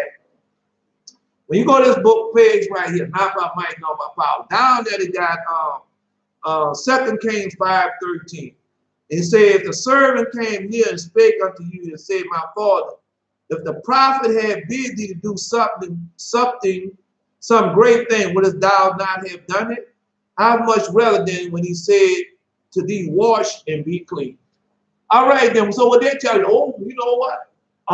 Come and join our congregation. That's that. Come and join our congregation. We want you to pay your tithes and all. I mean, your monies. Give us your monies, and Lord, every time the church is open, we gonna teach y'all to be this and be that, and all those things like that. And the Lord God didn't ask us to do that. Go read it. Go read it. He didn't tell us to do all that. And then when we go look at the congregation, you see all the old people in the congregation, and all of them died. No, they ain't ready for the dying. All of them died of sickness and disease. Now, inflammation that when you go to Horeb, the same Deuteronomy 28, when they say those inflammation shall hog them, no, shall pursue them until they die. So Once they get the hold of that information, kidney disease, heart disease, eye failure, whatever disease that they get, yeah, that will, because they won't repent, and that will harm them till they die. All right, I'm just giving it to you as you're giving it to me, man. All right, well, y'all keep on thinking y'all anybody. Y'all have a marriage contract that our father and them made with the Most High back way before Mount Sinai, but we're gonna start at Mount Sinai. And that long we keep that contract, long we live a pious and holy life, what's gonna happen unto us? But what did we do? We broke that contract, but he's still married to us. But I don't want to have nothing to do. I want to go serve my idols. I want to go serve wood and stone. I want to be puffed up, proud, boastful, and be arrogant. And then when those sickness and diseases hold up you, then what you want to do? Oh God, oh, where you at? Oh, I need you. Ain't gonna work like that, Pop. All right. The covenant with Abimelech. After a sojourn of 26 years in the land of Philistines, Abraham departed thence, and he settled in the neighborhood of Hebron. Now we know a lot about Hebron, all right? That's where the demons and all that came down on Mount Hebron. That's where it came at. All right. That was visited. Abimelech was 20 Mount Hebron, huh? I can't remember the mountain. No, yeah, I think it was Mount Hebron. He visited something, and he was visited by Abimelech with 20 of his grandees, who requested him to make alliance with the Philistines. No, but let's continue on. And as long as Abraham was childless, the heathen did not believe in his piety. But when Isaac was born, they said to him, God is with thee. But again, they entertained doubt of his piety when he cast off Ishmael. They said, where he is a righteous man, he would not drive his firstborn from his house. But when they observed the impious deeds of Ishmael, they said, God is with thee in all that thou doest. Now, that's the same thing what's going on now. That's why God tell you get out these church houses and everything of those things, so he can show these people that you live a pious and holy life and you don't have nothing to do with Christianity, Islam, Buddhism, or whatever religion that you're living in. And you live in devil because they put their hand on God and say one of them holy angels, gonna smack them before they even do it. They're gonna even think about it. God said, well, let them believe. It's not gonna be that bad. But I want to kill him. Yeah, yeah, tell you. All right. I'd heard that voice. If you touch him, I'm gonna kill you. I'd heard that voice before. All right. Anyway, no, they said, were he a righteous man, he would not live. All right. But when they observed the impious deeds of Ishmael, so that's another thing too. That's why I'm telling you. Y'all worried about these people catching this disease, the COVID and all that stuff. Y'all don't know what type of people, these lives that these people live in. You don't know what type of judgment that God brought against these people for the filth that they was living in, or the wrong they was doing. Come on, bro. And you want me to go along with that? I'm not going along with that. But you go ahead on with it. I'm not. No, because if they cause something, no, let it go. When they observed the impious deeds of Ishmael, they said, God is with thee in all that thou doest. That Abraham was the favorite of God. They saw in this too, that although Sodom was destroyed and all traffic had come to a standstill in that region, yet Abraham's treasure chamber was filled. What filled? Now, I got to stop it there. Because that's what God doing. Yeah, go find out where these fires going on at, and these rivers overflowing at, and that flood waters coming in. Everything stands still. No, it's saying that stands still. And that's God hoping that they will repent. Are they going to repent? That's why I tell you all the time. That's why God didn't bring everything down upon once. Because I just found that out also, man. Hoping that we will repent. And so that's what he does to our bodies and everything. Yeah, he'll just he's hoping that we repent. All right. No. No. Abraham's treasure chamber was filled. For this reason, the Philistines sought to form an alliance with him, to remain in force for the 3 generations to come. For it is to the 3rd generation that the love of the fathers extends. So we learn something new now. All right, but let's just continue on. Because all this we lost out upon. The prophecy, knowing the 3rd generation, when the love of the Father extends and all like that. All right. Before Abraham concluded the covenant with Abimelech, king of Philistines, he reproved him on account of Mount Hermon. That's where that's Hebron. It's a different Mount Hermon is where those demons and everything came down. All right. He reproved him on account of the well, for correction leads to love. See that? Yeah, reprove him on account of the well, for correction leads to love. Man, something I learned a long time ago. God used cruel punishment to drive sin out your heart. Once again, God used cruel punishment to drive sin out your heart. And so now I'm looking at it again. Yeah. Correction leads to love. Well, that's why God doing all these things unto us. That's why we're in this land right now. There's no, well, we know it's a twofold call, but multiple call anyway. There's no peace without correction. The herdmen of Abraham and those of Abimelech have left their dispute about the well to decision by ordeal. The well was to belong to the party of whose sheep the water would rise so that they could drink of them. See, I just been to tell you that. Yeah, but the shepherd of Abimelech disregarded the agreement, and they wrestled at the well for their own use. As a witness to the perpetual sign that the well belongs to him, Abraham set aside 7 sheep corresponding to the 7 Noachian laws binding upon the men alike. Now, that's what they're going back to. They're going back to the, no, they're going to the Noahide law, because they're not going to do the Noachian law. They're going to do the Noahide law. And that's what they had made. It's all over YouTube and everything. No, I know it's a fact that they have done it. Yeah, they made all the nations to sign that agreement, because when the wicked one come in, that's the laws that they're going to use. All right, and then they can twist it and turn it like and make it like what they want it to be, man. Don't you see that what's going on right now? All right. Anyway, I'm just telling you. Well, go check into it. Then. No, they ain't gonna say the Noachian law. They're gonna say the Noahide laws. All right. 7 Noachian laws binding upon all men alike. So that's what they're going to use. That to be binding on. But God said, thou didst give him 7 sheep. As thou livest, the Philistines shall one day slay 7 righteous men. Samson, Hophni, Phinehas, Saul, with his 3 sons. So we know who Phinehas is. That's Elijah, man. Come on, bro. All right. Yeah. Saul with his 3 sons, and will destroy 7 holy places. And will destroy 7 holy places. They will keep the holy ark in their country as booty for the war for a period of 7 months.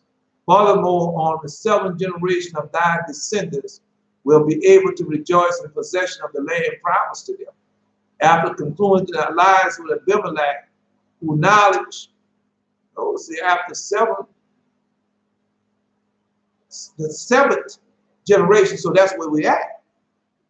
Right, and so that's why Lord God tells you to seek out prophecy, because that's where you're at. You're on the 7th generation. All right. Oh man. All the descendant will be able to rejoice in possession of the land promised to them.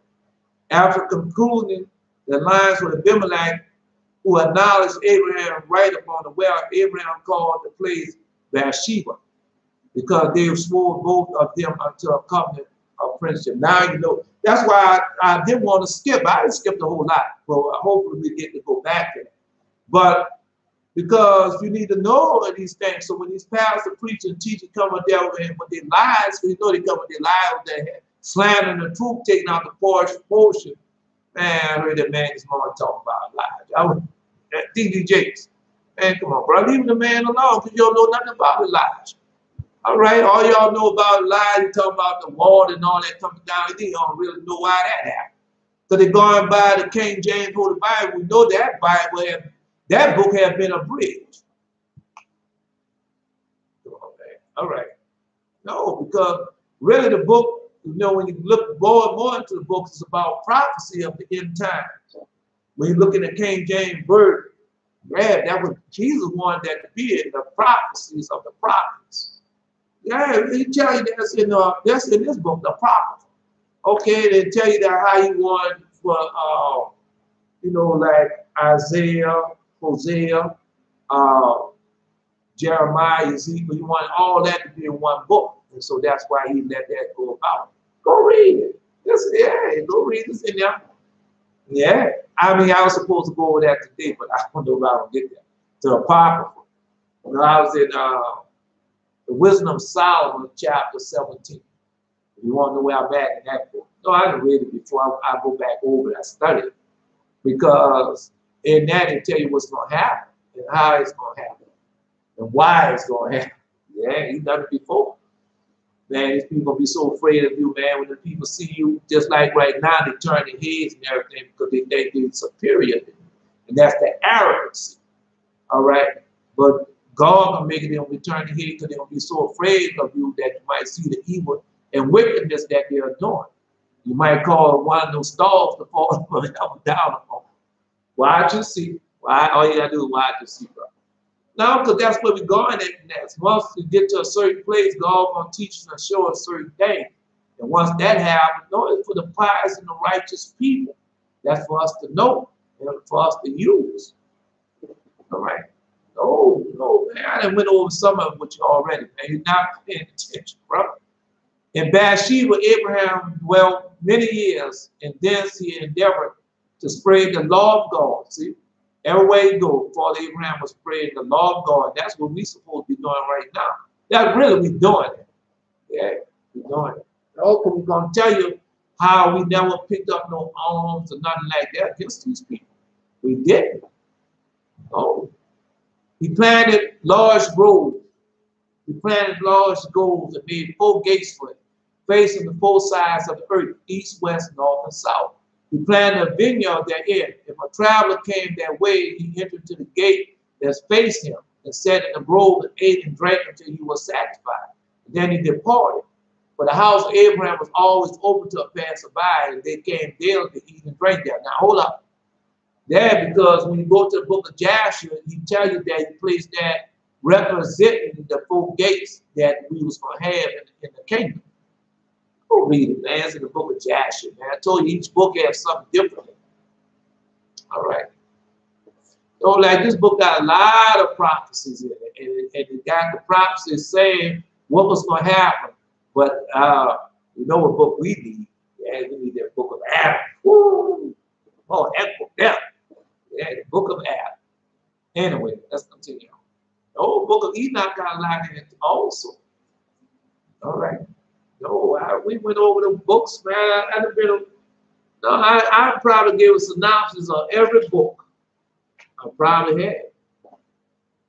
Because you need to know for me to mention the book, the way to find something out. Then you go get the book yourself. All right. Anyway, you don't want to get hooked up on that tablet because all that gonna go out one day. All that gonna be shut out. But if you have the written, if you have the published version with you, man, you know, you can easily study that and have it with you. No, I say you know. When I say you know, I'm asking a question. Or I'm telling you, asking you, do you know? Or you know. Now, I bet got rid of that. You know this man, you know that man. I bet got rid of that. I'm like, yes. Anyway, so when I say you know, what book is it? Do you know where is that? I know you know where it's at. That's all you know, man. Not trying to be what the in crowd as they would say. So now we know. For the house of Abraham was always open for all passerby that came there to eat and drink there. So that's another thing. When I was growing up, man, I mom and dad, like I told you before, Always had food. Always had food for a stranger. I don't care how many come in their house. Yes, yes, She didn't care. Come on, got food for you. Want something to eat? Yes, all of us always like that. But now this thing got something going on. Then they won't know why God don't bless them. Because you ain't blessing nobody else. Why should God bless you? All right.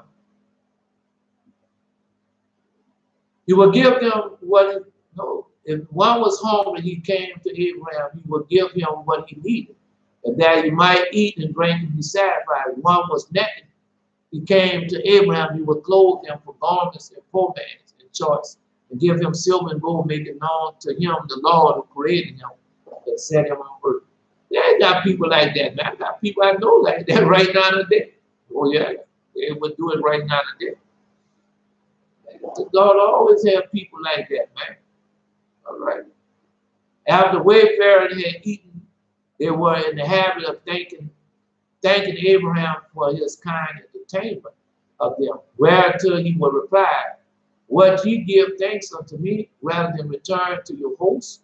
He who alone provide food, drink for all creatures. Then the people will ask, where is he? And Abraham answered them and said, he is the ruler of heaven and earth. He wounded and he healed it. He formeth the embryo in the womb of the mother and bringeth forth unto the world. He causes the plant and trees to grow. He killeth and he maketh alive. He bringeth down to Shiloh and bringeth up. When the people heard such word, they would ask, how shall we return thanks to God and manifest our gratitude unto him? So let's stop. You know we got to stop. Because that's what we're doing, are we not? That we're not learning how to do that, how to worship our Creator. Buy my book, buy my CD. Come partnership with me. Oh no, buy my praying hands. Oh, just $1,000. Now buy my dove. It's $1,000. Now buy my pressure. It's $500. Oh, it's long enough it can touch the ground. Oh no. Come on, subscribe and like to my channel. Yeah, subscribe and like to my channel. Come on, man. Yeah. I was trying to find a scripture that Jesus never got there. You ain't gonna find that, right? You ain't gonna find that. No, you ain't gonna find that. But anyway, let's continue on. No. Let me stop right here. I got to answer him. Yeah, you know we have to answer our brother. And our brother is in need. Let me tell you something, bro. No, because that's what you've fallen under. You've been hurt and wounded. And so you trying to disprove stuff just like I'm reading right now to return unto your Creator. And when you turn unto your Creator, he sent out your hand. You have an angel with you. You have this angel with you that teaches you and leads you in all truth and righteousness. Yes, you have an angel with you. And so when you start doing it right and stop trying to debunk and start trying to prove, you're going to be all right. But long as you're trying to debunk, he's not going to show you nothing. God not going to show you nothing, then he ain't going to bless you. Because you're trying to make his word wrong. And God is not, no. Just like it came in the audible voice and told him, whatever you go to the law of God, whatever you go to and what, you're going to be wrong. You're going to lose. Whatever you go to a God, what, you're going to lose. And that's why I've been reading this to you. Every time I read this to you and how our Father went to the Most High, and they all of them lost, all except one person. All except, and all the reason why she didn't lose because that was prophesied, and he made her that way because he knew that time was going to come. And that was Mother Rachel. When all those bodies was laying out in the city, and she seen all the bodies laying out, he told her, go, God, I went over there with you. Okay. I can't let you keep stopping the lesson for this, man. This easy stuff, this simple stuff. But anyway, I'll do it this last time. All right. Mother Rachel came and told him, say, you jealous over the idols. And so, but he had prepared that for her because he knew. Just read that when Father Joseph yesterday asked him, well, why you didn't bury Rachel in Malpa or Malapa? And he told him, say, because he knew that she would have to answer questions for when he asked them when our people was being slaughtered on the way to Babylon. And so you got to stop doing that, man. You got to stop trying to disprove and find out to start to prove. And then things will go much, much better for you. But as long as you're trying to disprove, you're going to lose. God ain't going to show you nothing. He's not. Tell him. Anyway, let's continue on. And Abraham would instruct him in these words, say, blessed be the Lord who is blessed. Blessed be he that giveth bread and food in all flesh. And this manner did Abraham teach those who had enjoyed his hospitality, how to praise and thank God. So that's what they're supposed to be doing, but they're not doing that. They're begging for us for money, land, house, and everything. Then they put on them, oh, well, we trying to feed, we want y'all to bless us so we can bless the people in Sudan. But God didn't tell you to do that. No, he didn't tell you that. If you was a prophet, a preacher, a teacher, or whatever, servant of the Most High, Jesus sent us out with nothing.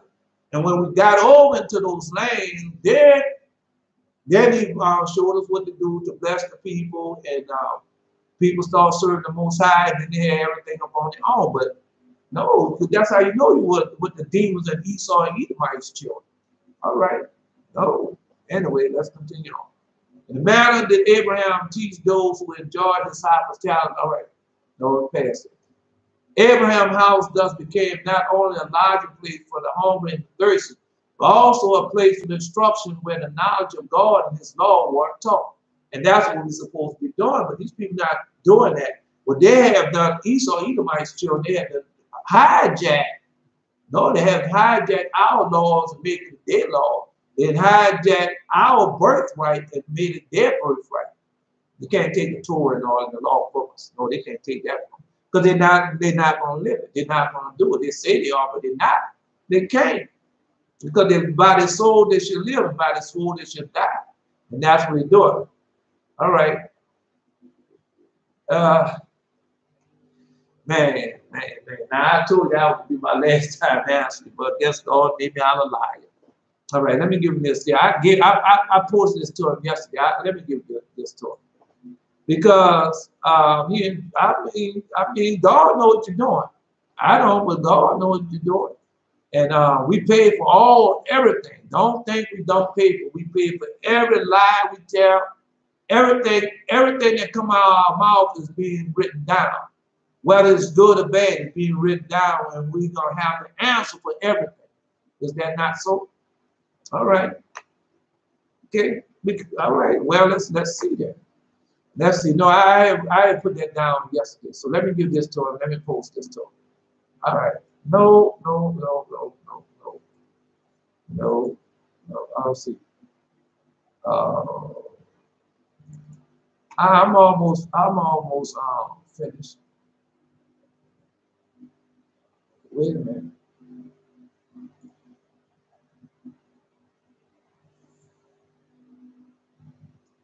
No. Wait. Now I want to give this to him, and then we're going to. No, we got time. We got a couple. I know the time go by fast. I know that. But let me give him this here. So he can get that out of his heart. And you got to move on, bro. You can't be stuck in one spot, because they got other stuff that we got to learn, we got to know. And a lot of people are stuck in the dispensation of grace. But all right, we're in a dispensation of grace, that's fine. But we got to move on. They have other things out there that we need to know. We can't stay in one spot. We have to move on, because we got a mark that we are pressing forward to. And we got to get our power, and when we get our power, we still got to do like a fourth Abraham did. And we still got to press on. Yeah, Jesus tell you. All right, wait a minute, let me give this to him. No.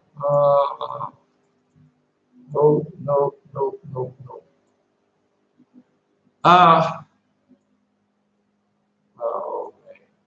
I just said this thing. Oh, no, wait a minute, I got it.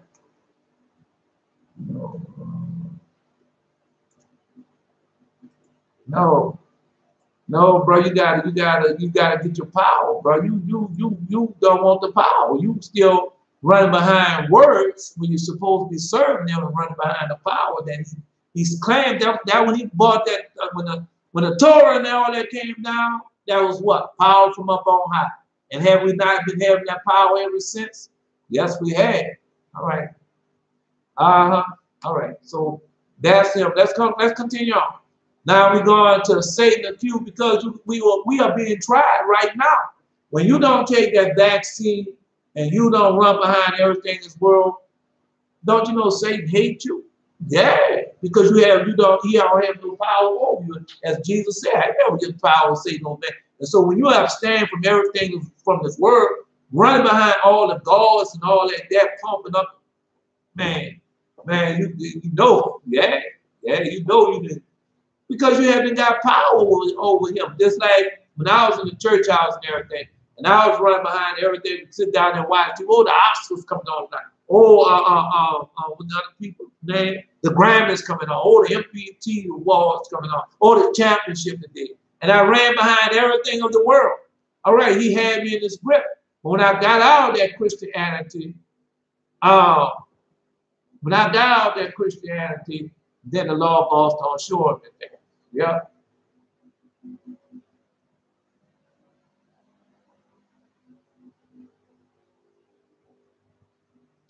Let it go. Let it go. Now I'm going to answer. There's a difference between truth and lie. People believe Jesus is God in the flesh. I don't know what books you've been reading, bro, but I'm going to tell you to do this here. No, because every time you come, you asking questions that I have already answered. Okay, go get you this book right here. It's called The Lost Book of the Bible. And so when you go get the Lost Book of the Bible and the Forgotten Book of the Bible, and then all those answers that you read in there, you learn it because they got in this book called The Shepherd of Hermas. And so when you go to The Shepherd of Hermas, then you find out who Jesus is. All right. Or go read the book of Adam and Eve is in this also. And you find out who Jesus is. You find out what the Trinity is. Because that what you asking for, you will never get your power, bro.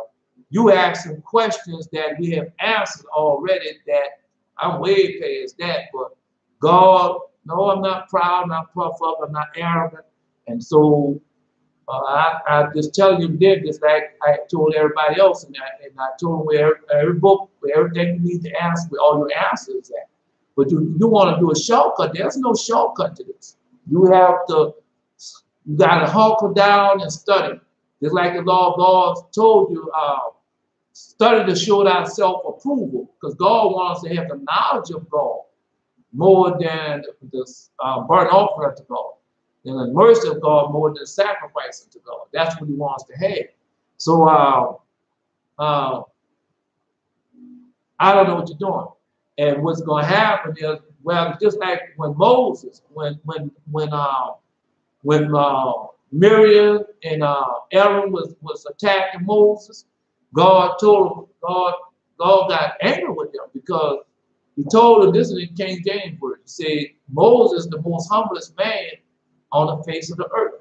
That's what he told him at that time. He was the most meek and humblest man on the face of the earth. And so when Moses came and told him, tell Miriam and Aaron to come to me, because they were complaining about Zipporah, the Ethiopian woman that he had married. And then God put that no, Moses asked for nothing, Moses just said nothing. But God seen what they was doing in Torah, what they planned and plotted for. God put that leprosy on Miriam, that Moses had to wind up praying for that he don't kill him. Yeah, that he don't leprosy. Please take it off. Then God said, all right, I'll take it off. Let her stay out there 7 days. So she had to stay out the camp 7 days. And ever since then, they've been running behind that whitest right now, Levi. And they want to be whited out, but God don't play, bro. All right, I'm just telling you, bro, because what you're doing is, I'm serving God. I'm serving the Most High, and everything I give unto y'all, I don't ask for. All I'm telling you, return to your Creator, just like Father Abraham. I don't need nothing.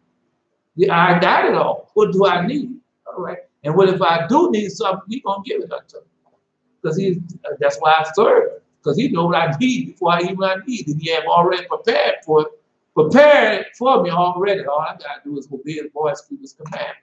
And you got to stop trying to debunk these people. You've been hurt, you've been wounded. I know that all of us have been hurt and been wounded.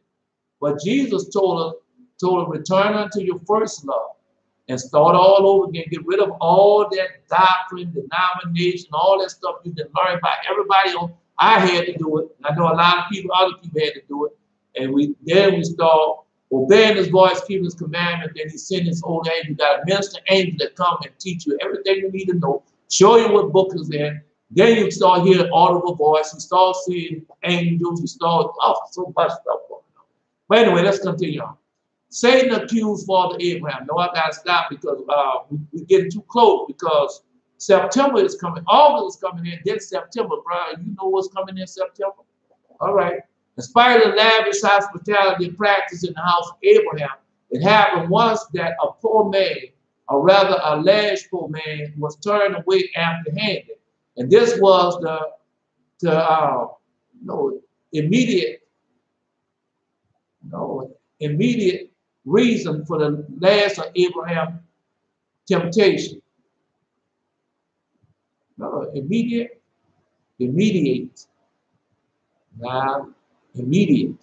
reason for the last of Abraham's temptation. It was the last one. The sacrifice of his favorite son Isaac. It was the day on which Abraham celebrated the birth of Isaac. It was a great banquet in which the magnates of the time was bidden with their wives. Satan, who always appears as the feasts in which no poor people participate. No poor people. That's what they're doing right now. No, there want no poor people. No, they want no poor people. And it keeps aloof from those which poor guests are invited, and turn up at Abraham's banquet in the skies of a beggar asking alms at the door. He had noticed that Abraham had invited no poor man, and he knew that his house was the right place for him. Abraham was occupied with the entertainers and distinguished guests. That's all he had. Yeah. But you got to understand, Father Abraham was a king. Yeah, he had everything. He probably had more than the rulers of that kingdom. I'm just telling you, yeah, he had God, so he had more than the rulers. All right. And Sarah was endeavoring to convince their wives, the Martins, that Isaac was her child in very truth, and not was spurious child. No one concerned himself about the beggar at the door, who thereupon accused Abraham before God. Yeah. Now there was a day when the sons of God came to present themselves before the Lord. Now I thought the first time that I heard of that was in the book of Job, but come to find out, Father Abraham had the same thing. Yeah. And now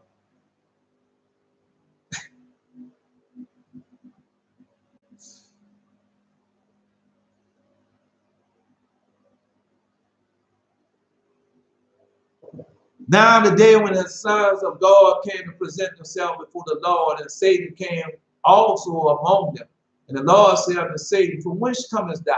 And Satan answered the Lord and said, from going to and fro on the earth, and from walking up and down in it. And the Lord said unto Satan, what hast thou to say concerning all the children of the earth? Now it's everybody, because we know we couldn't go up there. Now, I mean, we start, but he told us the 3 times we can appear before God. All right, we know the 3 feasts that we appear before God, because they have made it that way. The Lord said unto Satan, what hast thou said concerning the children of earth? And Satan answered the Lord and said, I have seen all the children of earth serving them and remembering thee. And when they require aught from thee, and when thou hast given them what they require from, then they forsake thee, and they remember thee no more. And I did the same thing. Yes, I did. Yeah, because because when you're a kid, well, if I get money, I want to do this. If I get money, I want to do that. And I did all that. And I lost my God. Yeah, got so far from God. Man, it's a hurting feeling too. Because you don't know when things like that happen, you lose more than God. You lose your friends, your wife, your husband, your children, you lose everything. Yeah, you lose it all. They don't tell you that part. No, they don't tell you that part. Anyway, no. When they ought for thee, and thou give them whatever required, they forsake thee, and remember thee no more. Hast thou seen Abraham, the son of Terah, who at first had no children? He served thee and erected altars to wherever he came, and he brought offering upon them. And he proclaimed thy name continuing in all the children of the earth. And that's what we're doing right now. Yeah. All the children of the earth. And now his son Isaac is born to him. He has forsaken thee and had made a great feast for all the inhabitants of the land. And the Lord he has forgotten. For the midst all he has done, and brought thee no offering, neither burnt offering, nor peace offering, neither one lamb nor goat, for all that he had killed in the day that his son was weaned, even from the time of his son's birth till now. Being 37 years old, he built no altar. Now, a lot of people think when Father Isaac was young. No, because we listen to the pastor preaching when I was growing up there, the same thing. Same thing I was going to. Yeah, the same thing. And so you listen to them, and they make you think that Isaac was a young lad, a young little boy, that they can, and not knowing Isaac, a 37-year-old man. All right. So they'll let you know that. And Isaac would know any type of man. No, when Isaac came in the world, he was already circumcised. And he was a man, boy, Isaac was big, man. Tell you. Oh, Isaac would know any of this, man. Come on, bro. Anyway, there was. No, but let's continue on. All right. Being 37 years, no, Isaac was already circumcised. Forgive me, that was Jacob already circumcised when he came to the world. Now I'm going to make me go and try to remember. No, because there are certain people came to the world already circumcised. You know that quote there's so many. All right, I had to know I lied because Isaac was circumcised on the 8th day. All right. Now Jacob, something different. So we know Isaac was circumcised. But anyway, let's continue on. He built no altar before and brought no offering to thee, for he saw thou give what he requested before. He therefore forsook thee. And the Lord said to Satan, had thou considered my servant Abraham? But there is none like him in the earth, perfect and upright man. And before me for a burnt offering, and that feared God and eschewed evil. All right, so let's stop right there. Because when you listen to these pastors, people say, well, there was nobody perfect. But that's a lie. And we come from the seed of Father Abraham.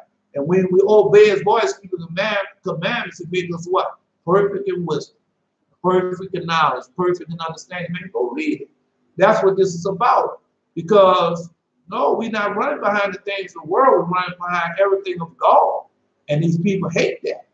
Satan hates anyone that calls upon the name of the Lord of God. Satan hates it, bro. All right. So anyway, let's continue on. No, it just tell you. But there is none like him on earth, a perfect and an upright man, before me for a burnt offering. Before me for a burnt offering, and the fear of God and eschew evil. As I live, where I can say unto him, bring up Isaac thy son before me. He will not withhold him from me. Much less if I told him, bring up a burnt offering before me from his flocks or herd. And Satan answered the Lord and said, speak now unto Abraham, as thou hast said, and thou wilt see whether he will not transgress and cast aside thy words this day. So God wished to try Isaac also. Ishmael once boasted to Isaac, saying, I was 13 years old when the Lord spoke to my father to circumcise us. And I did not transgress his word, which he commanded my father. And Isaac answered Ishmael, saying, what dost thou boast to me about this, about a little bit of flesh, thy flesh, which thou didst take from thy body, concerning which the Lord commanded. And as the Lord liveth, the God of my father Abraham, that the Lord shall say unto my father, take now thy son Isaac and bring him up as offering before me. I will not refrain, but I will be joyful in the seed to do it. Yeah. Oh, that's what he told. See, he was joy. And see, now we got to stop there. Now we got to stop there because the next part going to take a while, and you know we have to go to our father Joseph. Word, you know, if God said the same, we'll be there. All right. So let's go to the next thing. No, because I want to now go with this. Man, I mean, y'all can go read it for yourself. Man, you might have so much into that, man. Man, you might have so much into that. So, you know, I want to take my time with it. I don't want to just run through it, and because it's very important. As we see now, everything what I read unto you that the Lord God gave, we see the prophecies in them, and we see how important these things are unto us because we didn't know. Because you have the knowledge of how many times God gonna visit earth, you would know that. How many times we going to slavery, who's going to slavery, we know all that. So it's power into that.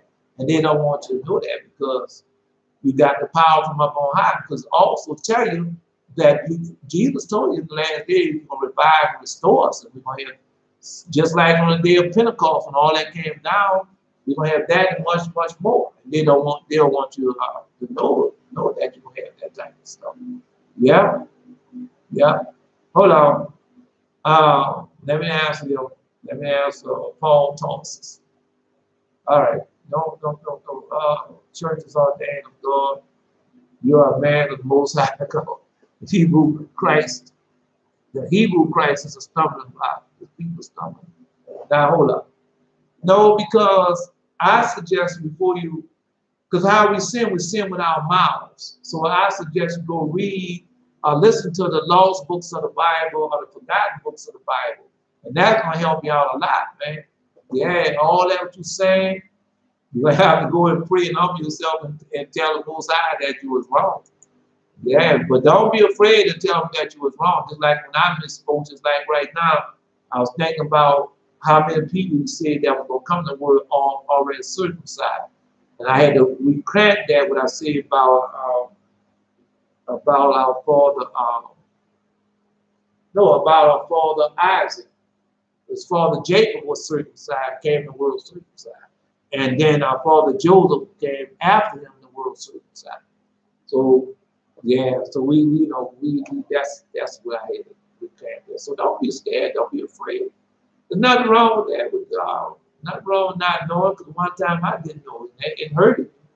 Yeah, it rips you apart when you don't know, man. That's a hurting thing. Because you always want to know. Like I tell you once again, the only thing that used to trouble me, man, where you came from? Who was she? And one time I thought that she was a demon. Yeah. No, let's go. No, we gotta go to Joseph. No, when we go to the other part, it's gonna be all right. It's gonna be all right. We'll catch Father Abraham tomorrow. If the Lord God said the same. But right now we're going to hold up.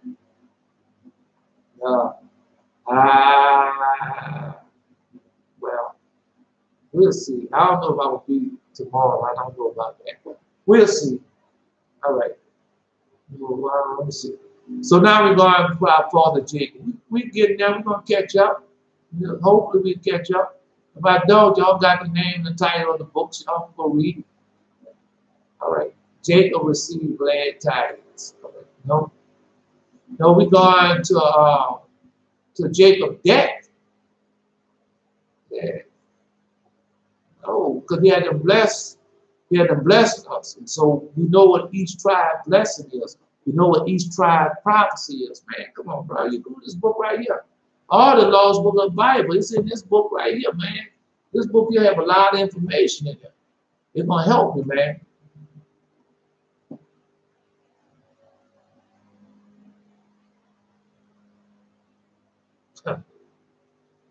Man, go read it, bro. Go read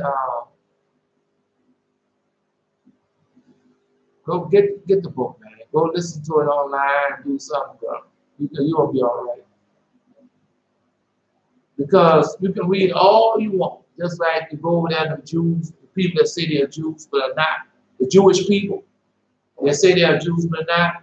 They got all the knowledge of all that.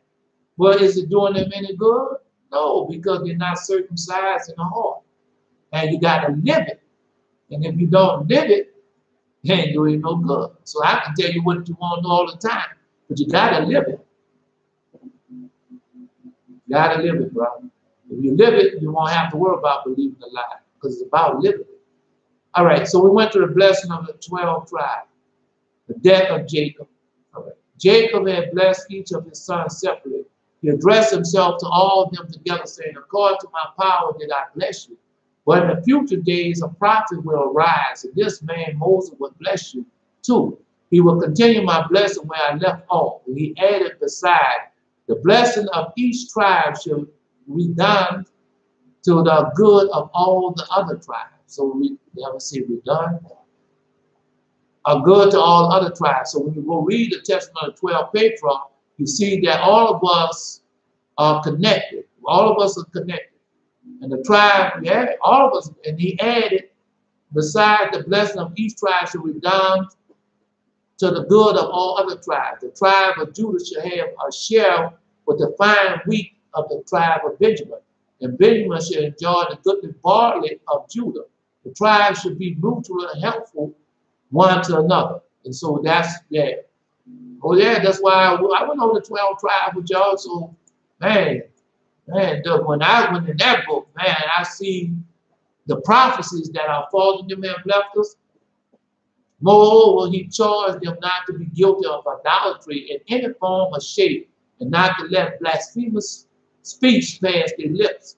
And he taught them the order of transporting his briar thus. Joseph being king should not help to bear it, nor shall Levi, who is destined to carry the ark, who is destined to carry the ark of the sheepdog. All right, so, right, because we know who Levi is, all right, and then Joseph, you know he, all right. Judah, Issachar, and Zebulun shall gasp the front end.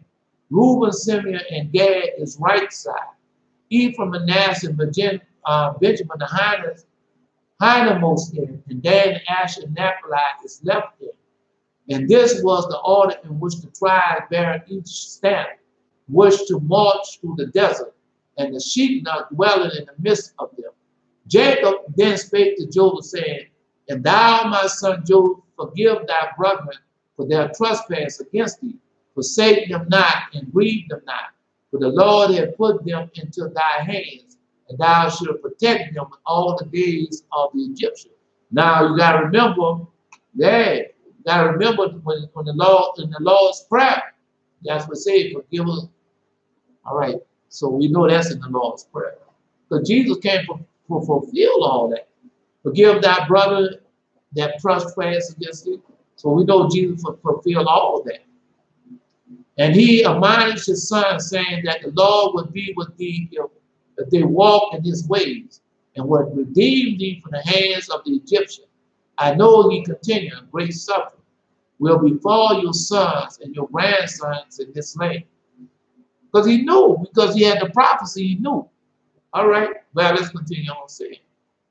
Also, he admonished his son, saying, the Lord will be with thee if they walk in his ways. So, no, because that's what happened. You got to remember the stipulation what our father Jacob had gave unto us. This is part of the stipulation. We had to be pious and righteous.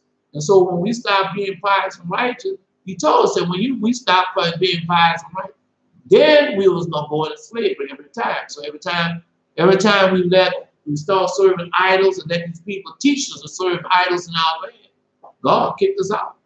All right, he did the right thing. Yes, he did. But to get that out of our hearts completely. So now that is out of our heart completely. We don't have nothing to do with no idols. I know. All right.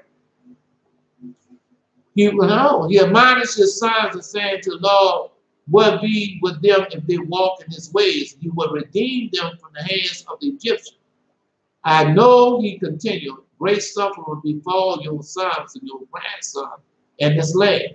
And if you will obey God and teach your sons to know him, then he will send you a redeemer, who will bring you forth out of Egypt and lead you into the land of your father. And so that's why he told us, well, I'm going to send Elijah to turn the horse of the children back to the horse back to children. Least I come and strike the earth with a curse. And so yeah, because our father never left us prophecies and instructions for us to live by. And we long we obey his voice and keep the commandments, because God, the one who gave it to them. And so we obey his voice, and we're going to be blessed, just like right now. That's what he's teaching us, how to get out of this captivity that we're in. This is what he said. He said, he also minds his son, saying, the Lord will be with thee if they walk in his ways. All right, you're not walking in his ways. No, we're not. Man, come on, bro. We run behind idols and everything. That's not walking his ways. All right. And he will redeem them from the hands of the Egyptians. All right. So when we start, that's what it said in the book of the 12 patriarchs. If you want to tell you, so when Israel repent with your whole heart, then he come and get them like he came and got us out the iron furnace the first time. With a mighty hand outstretched arms. In the King James also. Okay. All right. Well, I'm just telling you, and that's what we need. That's what we're supposed to be doing. But we living in that time. A time when the ungodly and the righteousness is growing up at the same time. That's where we're at on the timeline. All right. I know he continued, great suffering will befall your sons and your grandsons in this land. And if you will obey God and teach your sons to know him, see, that's what he's supposed to be doing. And he will send you a redeemer. He will bring you forth out of Egypt and lead you into the land of your fathers. And so we are in that situation again. But we know what we have to do, because our Father never left us. Everything we need to do, they have left it unto us. And right. All right, the resignation to the will of God. Jacob awaited his end, and death enveloped him gently. Gently enveloped him gently. Not the angel of death ended his life, but the sheepdog took his soul with a kiss. So that's why you obey his voice and keep his commandments, because I told you that. When Stephen was being stoned, he looking up in heaven. All right, now Father Isaiah being cut in half, what he was doing? He was in heaven. Come on, bro. I'm telling you, if that is not what y'all think it is when you're obeying the voice, keeping his commandment, man. All right, anyway. No, just telling you. Besides 3 patriarchs, Abraham, Isaac, and Jacob, only Moses, Aaron, and Miriam breathed their last in this manner through the kiss of the sheep canal. And these 6 together with Benjamin are the only ones whose corpses are not exposed to the ravage of the worms, and they neither corrupt nor decay. So wherever you find these bodies, their bodies are still whole. Yeah.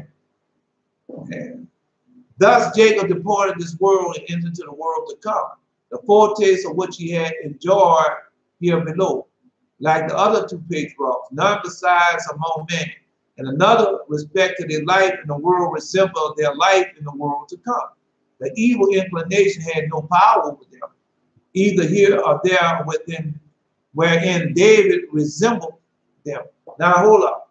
No, because you know Father David had gotten rid of the evil inclination. But that's what this vaccine is about. That's the same evil inclination that he put in that grape to give to Mother Eve. And so that's the same thing they put in that shot, an evil inclination. Yeah, that's Satan. All right. But you go ahead and think it's not. And when it turns on you, it will turn. Then you're going to see. Joseph ordered his father's body to be placed upon the couch of ivory and covered with gold studded with gems and hung with drapery, or what's it, basil and purple. Fragrant wine was poured out as its side or aromatic spices burnt next to it. Heroes of the house of Esau, princes of the family of Ishmael, and the lion Judah. Yeah, we say, the heroes of the house of Esau, the prince of the family of Ishmael, and the lion Judah, the bravest of his sons, surrounded the suspicious barrel of Jacob. Come, said Judah to his brother, let us plant a high cedar tree at the head of our father's grave. Its top shall reach up to the skies. Its branches shall shade all inhabitants of the earth, and its roots shall go down deep into the earth. Now I know I know something else now. Yeah. Unto the abyss. But from him are sprung 12 tribes. From him will arise kings, rulers. Chapters of priests prepared to perform the service of the sacrifice. The companies of the Levites ready to sing songs to play upon the sweet instrument. Let's go back to the tree. You know we got to go back to the tree, man. Come on, bro. Because I never knew Nebuchadnezzar's tree. You know when he told her cut down the tree? Yeah, I never knew what tree he was talking about. Now I know it's this tree. Yeah, yeah. Because go there in the book of Daniel when he tell him go cut down the tree. This is a tree he talked about. No, because I thought it would be the mustard tree. All right. Fig tree, but this is the tree he talking about. Yeah. Man, come on, man. Nebuchadnezzar. Oh, no, Nebuchadnezzar wasn't no Israel. So you sure Nebuchadnezzar was Israel? That's just a question. All right. So Nebuchadnezzar's dad was King Solomon, and his mother was the Queen of Sheba. So you still say that he was? I just messing with you. No, because we know that he was of Israel. God kept on telling him. And then he told you who was going to come, man. All the kings of things come from us, man. Our people just think all this happened. Because the people that deceived us, make you think that all this was done away with and all this wasn't done away with. All this is still going on. All right.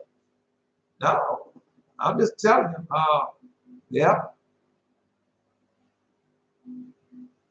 The sons of Jacob tore their garments and girded their loins with sackcloth, threw themselves upon the ground, strode up earth upon their heads until the dust rose in the high cloud.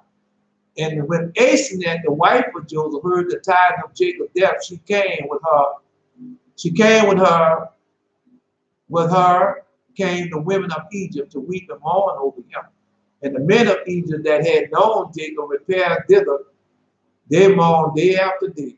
And also many journeyed down into the Egypt from Canaan and took part in the 70 days the mourning made for him. So we know 70 days and 70 years. Yeah.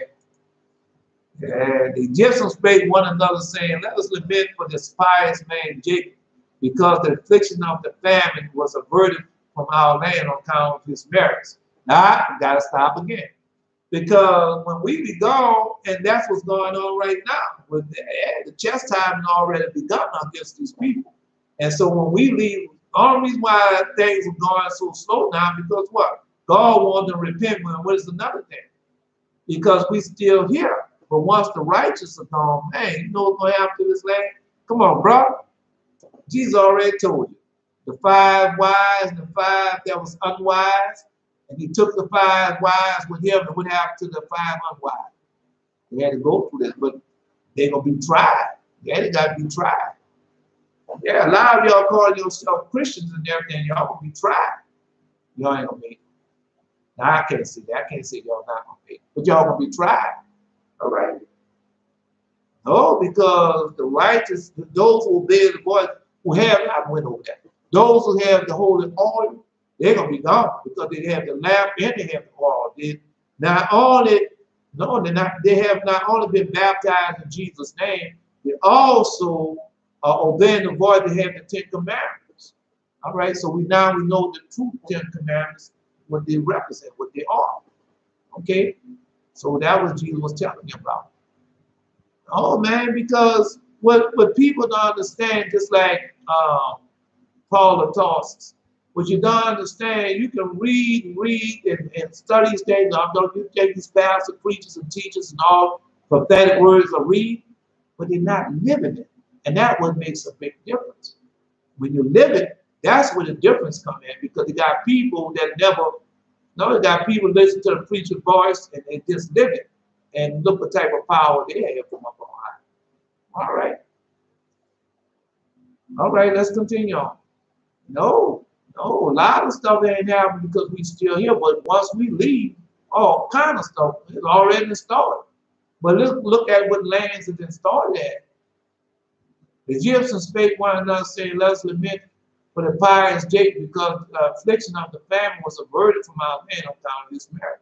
But instead of ravaging the land for 42 years according to the decree of God, the famine had lasted but 2 years, and was due to the virtues of Jacob. So was supposed to last 42 years. Now I know how many. No, not gonna take. No, I know how long. Jacob, no, Joseph. No, I mean, he gave me a date. He gave me 2 dates, really 3 dates.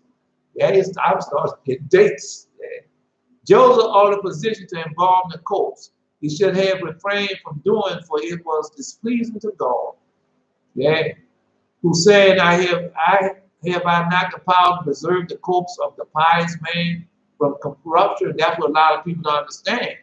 Yeah, that's why I'm telling Paul of Tarsus.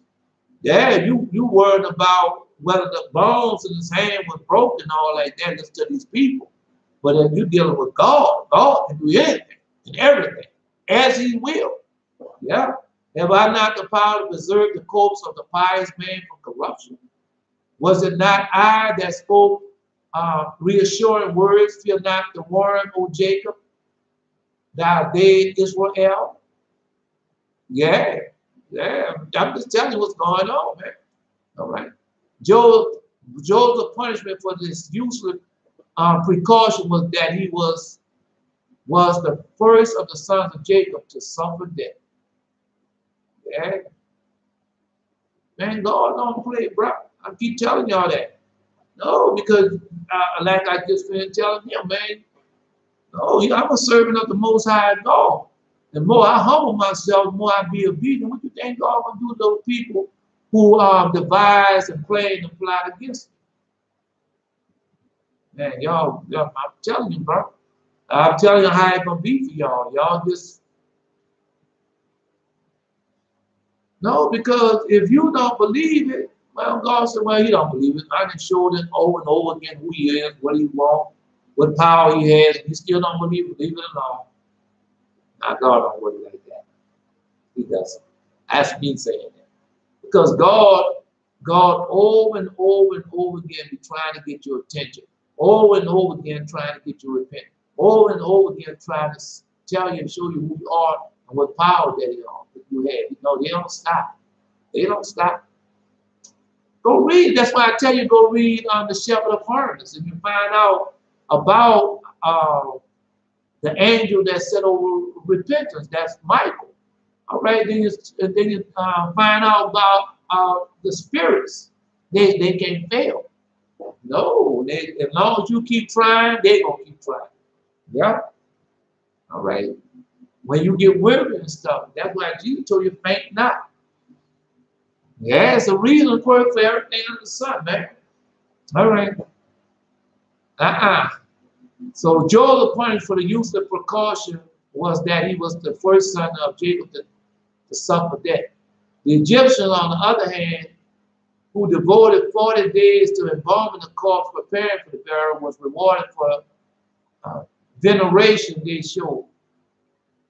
Before he destroyed their city, God gave the Ninevites 40 days respite on account of the king, who was the Pharaoh of Egypt. And for 70 days mourning that the heathen made for Jacob, there was recompense at the time of Hazararis during the 7 days and for the 13th of Nisan, the date of Hamas edict ordered the extermination of the Jews until the 23rd of Siwan. When Mordecai recalled it. and they were permitted to enjoy absolute power over the Jews. Yeah, so he repaid them for it. Yeah. No, it ain't gonna be like that just coming up. Yeah, I don't care what they done. It ain't gonna be like that. The scripture said, the prophets said it ain't gonna be like that. I just remember reading that to you the other day. Yeah. When all the preparation of the burial of Jacob, we just say blue. Blessing of blue. When all the preparation of the burial of Jacob had been completed, Joseph asked permission of Pharaoh to carry the body up into Canaan. But he did not himself go to put the petition before Pharaoh. For he could not well appear before the king in the garb of mourning, nor was he willing to interpret his limitation over his father, but even a brief interrupt his lamentation over his father, even for a brief space, and stand before Pharaoh and prefer his petition. But you gotta understand this here. It said petition, P-E. He requested that the family of Pharaoh to intercede for him with the king for additional reason that he was desirous of eliciting the favor of the king's relation. Least they advised Pharaoh not to fulfill his wish. He acted according to the maximum, seek to win over the accuser, that he caused thee no annoyance. All right. No, because right now we supposed to, I just didn't read that to you. 32nd chapter of Isaiah, we supposed to have on, the women too supposed to have on sackcloth and mourning for all Israel, and the men also, but we ain't doing that. They're running behind all the idols, all the silver, all the gold and everything. God gonna give it to them.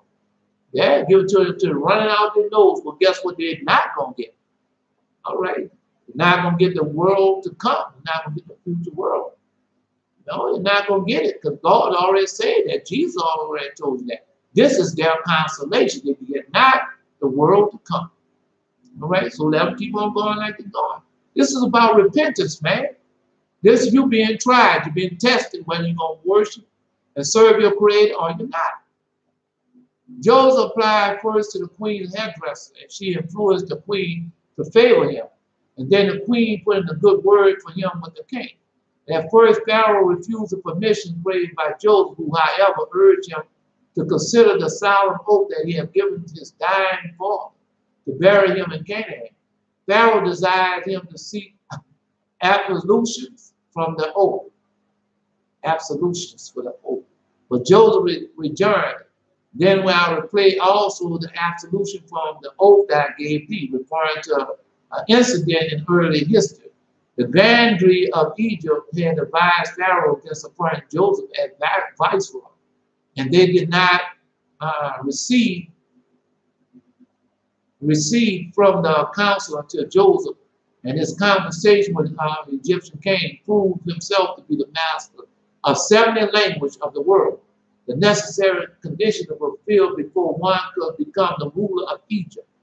But the conversation proved something else, but that Pharaoh himself was not entitled to the Egyptian kingship because he lacked the knowledge of Hebrew, so he couldn't speak Hebrew, so he couldn't be the king. Wow. I'm just letting you know. Because that's what y'all not saying that right now. You got these people out there giving you vaccines and all that stuff, and they talking about we doctors, we know the science and everything. Nah, y'all don't know. No, and then y'all gonna go along with that program. You get what you deserve. Because you have been forsaken the Almighty God. He that created you and know all about you. He that put everything on this world, every herb, every spice, every animal, every cure, he has been given unto us, but what we gonna do? Ah, we don't want you. We want the idol. We want the vaccine. Give me that vaccine. It's gonna help. Bro. And then when the time comes and all that start changing, it start turning into zombies. Yeah, and then the souls and everything break out on from where they took that vaccine, all different types of stuff going to happen. Then what you're going to see. Then they're going to have to drop a nuclear bombs in the major cities to kill all the zombies and all that because they spread that stuff all over the world. You'll see, keep watching. Because they're gonna have it all, they're gonna come down to the city. We messed up. We messed up. We messed up. That would be given is spread. It's not stopping it spread. Then all of a sudden, yeah, you're gonna have to tell you. You're gonna have to come out. They're gonna have to tell you we inadvertently gave it to you. I told you, bro, when that angel showed me the curse that gone on earth, I read that to you. Say inadvertently. Yeah, I said when they try to get rid of this inadvertently, they have started the apocalypse has begun. And that's what they have done. All right. No, they done it. They done it. Because they talk about herd mentality. What they call it, the herd, something they call it. All right, but that's not how it worked with the herd. Before, when the sickness and the disease come to these animals and stuff, God have that planned out to kill off so many. And after he clear off so many, all the weak and all the sick, that's so the strong can survive, only the strong. Right, so that's what's going on now, but y'all don't look at it that way. All right, then God told you that he's going to take so many people out of this world before he do certain things anyway. But y'all don't look at it that way. Oh, I'm going to die. I'm going to die. You're going to die anyway. So it might as well die being holy and righteous and receive the world to come. Anyway, no, let's continue on. No, because God tells them all the time, but they don't want to believe God. Y'all want to trust the signs, Azaziel and Beelzebub and all them folks. Let me go right on ahead. No? No. All right. So Pharaoh, no, Pharaoh couldn't even be ruled because he didn't even know Hebrew language. And that's what's going on right now. All right. No, tell you that. But the conversation proves something else. That Pharaoh himself was not entitled to be Egyptian kingship because he lacked the knowledge of Hebrew. He feared if the truth became known, Joseph would be raised to his own place. But he knew the Hebrew besides all the other tongues. And his anxiety and distress, Pharaoh made Joseph swear an oath never to betray the king ignorance of Hebrew. Now, when Joseph threatened to have himself absolved from the oath as well as one that his father died, great terror overwhelmed him. And speedily granted Joseph permission to go up to Canaan in various forms. See? Yeah, because you think these people have knowledge and they're able, no, they don't. And that's why they keep all these things, secrets and mystery, and don't want you to have them, because when you find out who you are, what you are, what type of power you have over these people, yeah, oh yeah. All I can do is give it to you at the Most High. I didn't know this either. I was just like everybody else. Oh, I'm a Christian. I'm in the Christian land, so I guess I'm a Christian. And then those being Christian, no, I'm going to be a Muslim. And all those other different religions and everything. Everything but going back and worshiping your Creator in spirit and truth. He that created you, he that created everything, he that created the heaven and earth and all that. No, they don't want that. Come on, man. Moreover, Pharaoh issued a decree in all the parts of the land, menacing those which dead who would not accompany Joseph and his brothers upon the journey to Canaan, and their father remained in the coordinated possession, and they found the bearer of Joseph was made up the prince and the nobles in Egypt as well as the common people. The burial was borne by sons of Jacob, and obedience to his wish, not even their children were allowed to touch it. It was the fashion of pure gold. The border thereof was inlaid with onyx stone and beryl, and the cover of gold woven work journeyed to the burial with threads that was held together with hooks of onyx stones and beryl. And Joseph placed a large golden crown upon the head of his father, a golden scepter he put in his hand, and arrayed him with like a living king. Hold up. No, because these people that have been going and digging all over the world for our people. Yes, they have. Digging for the cave of treasure, digging for this body here. It might have been found. I don't know. But that's what they're doing. Man, people are even wicked, man. People, Man, people get the bones and everything, get their DNA and all that. Out there, man, people doing all types of stuff. They're not telling you, but God knows. The funeral cartage was arranged in order. First called the valiant of Pharaoh and the valiant of Joseph, and then the rest of the inhabitants of Egypt. All were girt with swords and clothed in coats of mail, and the traveling of the war was upon them. The weepers and the mourners walked crying and lamenting at some distance from the burial. And the rest of the people went behind him, while Joseph and his household followed together after him with bare feet and tears. And Joseph's servant was close to them, and each man with accoutrements,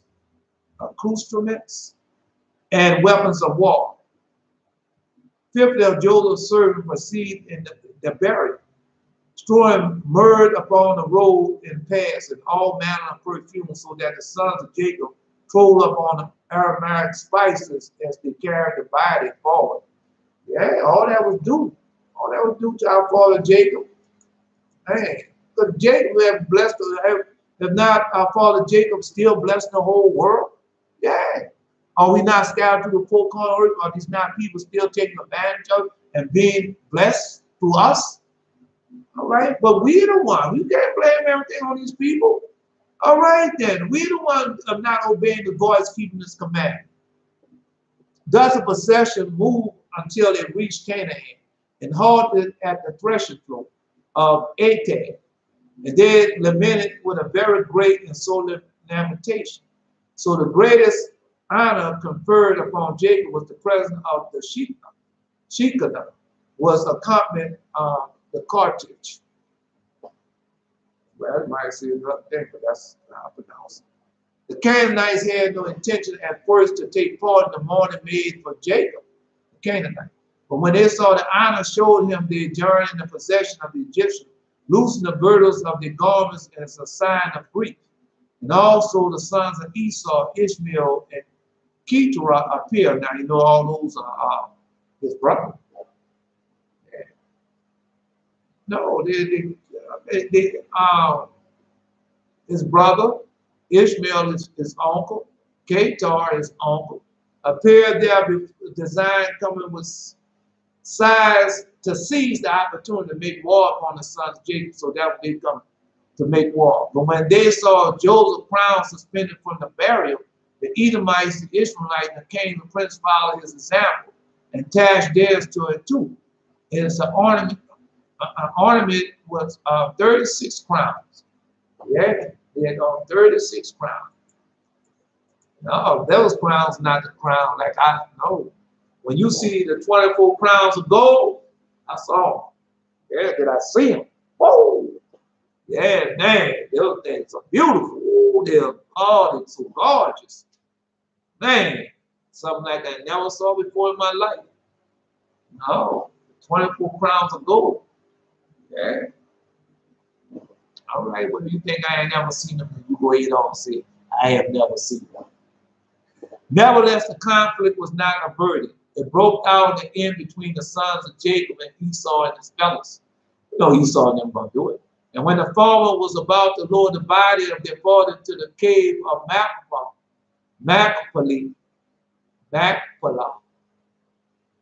Esau attempted to prevent him, saying that Jacob had used his allotted portion of the tomb for Leah, and all the space left the grave that belongs to himself. That's Esau. Now, though he gave all that away, let's just read. Yeah, because we gonna see. Yeah. Esau attempted to prevent him, saying Jacob had used his allotted portion of the tomb for Leah, and all the space left the grave belongs to him. But it continued, Esau, though I sold my birthright unto Jacob, I yet have a portion of the tomb as the son of Isaac. And that's the same thing he's saying about that land over there. That's our land. Oh, no, yeah, they're doing that. That's what they're doing. That's what they say. They're doing it all around. Just like when you hear these pastors, preachers, the head guys, the imams, and all them, talk about bless the Jewish people, bless Israel, and God will bless you. What they're telling you is this here. Yeah, they said that we are Esau children. That is our birthright. That's what they're telling you. Yeah, yeah, they're gonna do much more than that. But don't worry, God gonna get them. If he's gonna get them. As I've been reading it to you, he's gonna destroy them all. Can wipe them, because when it comes down to a person's inheritance, God do not play, as you about to see now. I tell you that all the time. That's something I learned a long time ago. Boy, when it comes down to inheritance, God do not play. Tell you. All right. Esau, though I sold my birthright to Jacob, I have a portion in the tomb as a son of Isaac. The sons of Jacob, however, were well aware of the fact that their father had acquired Esau's share in the cave. They even knew that the bill of sale existed. But Esau assumed properly that the documents was left behind in Egypt, denied that any such had been made out, and the sons of Jacob sent Naphtali, the police brother. You know they're going to send Naphtali. Yeah, bro. Back to Egypt to fetch the bill. Meantime, while the altercation was going on between Esau and the other, Ishmael, the son of Dan, arose and acquired astonishment why they did not proceed with the burial of Jacob. For he was dead and had not understood the words that had passed between the disputants. Yeah, yeah. What you say, Bacon? Man, y'all, man, all right, greetings. Let me tell you something. Man, when I read this, you know this, all this, it's not sound like our father. Everything in here sound like our father, sound like our enemies right now today. Because they have taken up with Satan. Oh, man, I read that too. Man, I read that. Today I read that. I read that why they drink blood, eat flesh, as the Most High told them not to do, because they want they just like God told us what to do to keep in contact with Him and the holy angels. Well, they do stuff to keep contact with these demons, and they have never lost our contact with these demons.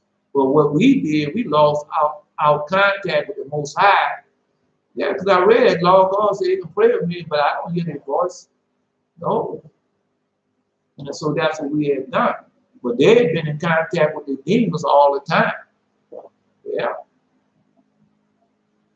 Anyway, meantime, all right, wait a minute. All right. The words passed between the disputants. When he heard what it was all about, all the ceremonies was interrupted until Naphtali should return to Egypt with the bill of sale. He exclaimed with the indignation, my grandfather should lie here unburied until Naphtali come back. And he seized a club and dealt Esau a vigorous blow, so that he died. And his eyes fell out their socket and dropped upon Jacob's knee. And Jacob opened his own eye and smiled. Yeah. Esau being dead, his brother burial could proceed without hindrance. And Joseph entered him in the cave of Macapah in accordance with his wish. His children had left all arrangements and connected with the burial of the father's body to their brother Joseph.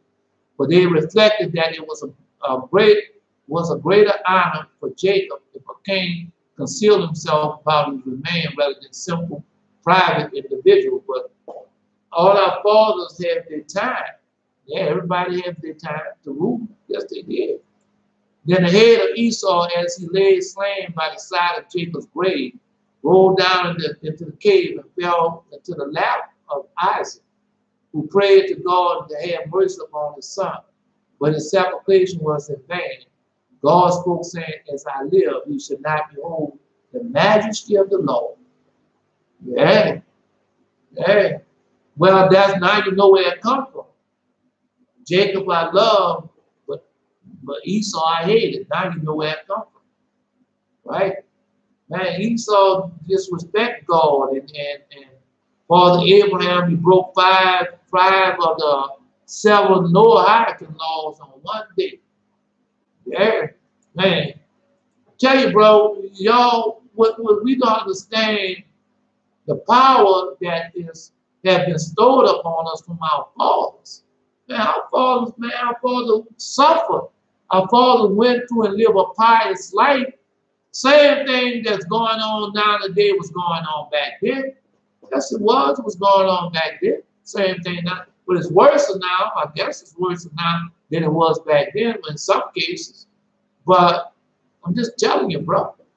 And so our father and them taught us what to do so we can always stay in contact with the Most High and how to receive the blessing, how to go through these trials and tribulation. Yeah, and be strong and happy, just like Jesus told us, our brother, Lord God, Jesus, our brother, told us. Yeah, he said, "I have come that you may have life and have it much more abundantly." And I couldn't understand that.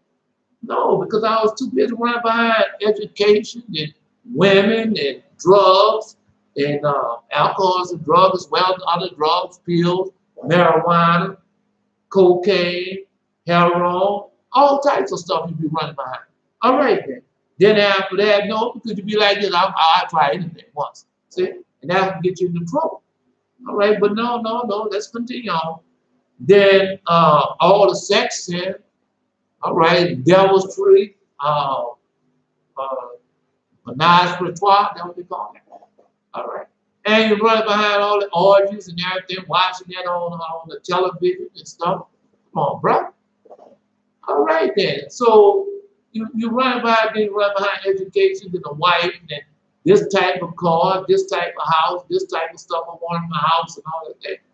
You run behind everything of this world. And you run nothing behind the Creator. And then when somebody come along and tell you, say, man, you need to get rid of all this. That stuff ain't doing you no good. When you come down watching, you got to clean up and all that stuff, all that. And then when it's gone, you're going to cry over it, man, get rid of that filth. You know, and receive true power from up on high. Receive true blessings. But, no, I'm just telling you what's going on, man. All right, anyway. No, I know my time. No, I really don't want to rush now. I guess I can do this. The wall. No, I don't want to rush. The reason why I don't want to rush nothing because, man, you know, because every time I read something to you, just like I'm learning, just like you learning something new. All right, then we learn all the prophecies and knowing things would happen. Know why God hates this one and loved that one. Why He blessed this one and cursed that one. We know. All right. And now if I rush it, I'm afraid that we might miss out on some prophecy of a blessing that has been given unto us. And I don't want to do that. No, because the more we know, that's the more power we have, the closer we get to Him. All right. No. It's the war between the sons of Jacob. And I know they're gonna have a lot of I know they're gonna have a lot into that. And if I start that down.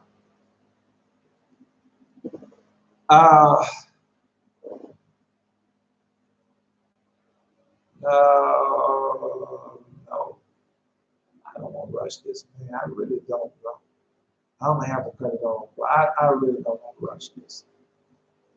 Because, of course, you know they're gonna have something in there about us and about something that we're supposed to be doing that we're not doing, or some type of power that we have that we're not using. All of it's in there, man. Everything is in there. But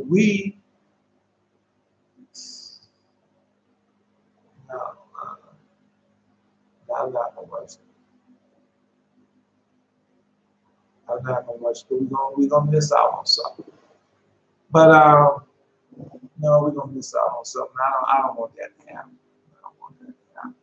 Cause we get too close to we already in our destiny, and we get too close to the end of our destiny. Well, the first part, I can't say end of it, but we get to the point in our destiny where we being revived and restored. The part of our destiny where our eyes will open up and remember who we are and what type of power we are, who we have, and what type of God we have, and that all right. Wait a minute. Wait. Nah, I can do an hour. Let's give it another hour. Because when I go into it, I'll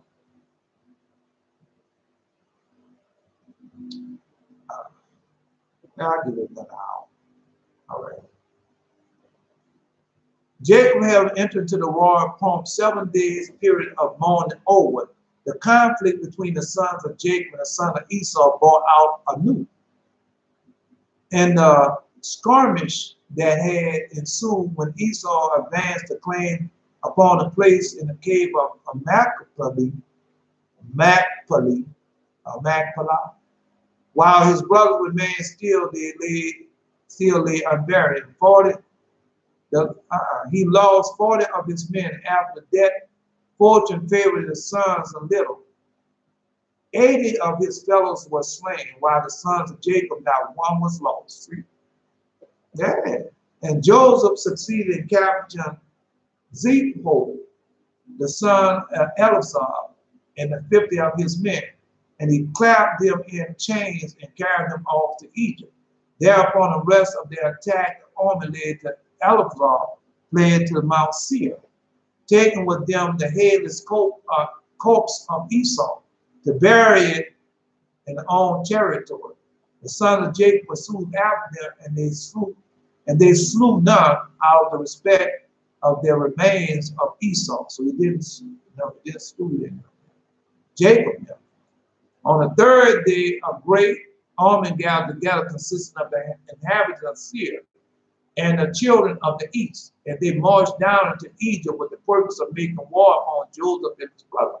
And the battle that came off in the army was almost totally destroyed. Not less than 600,000 men were mowed down by Joseph and his warriors, and the small remnant fled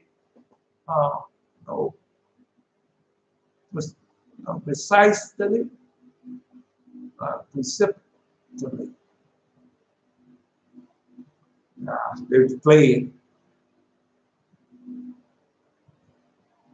precipitously, returned to their own country after the fatal campaign. The sons of Esau and the son of Seir fell to quarreling among themselves.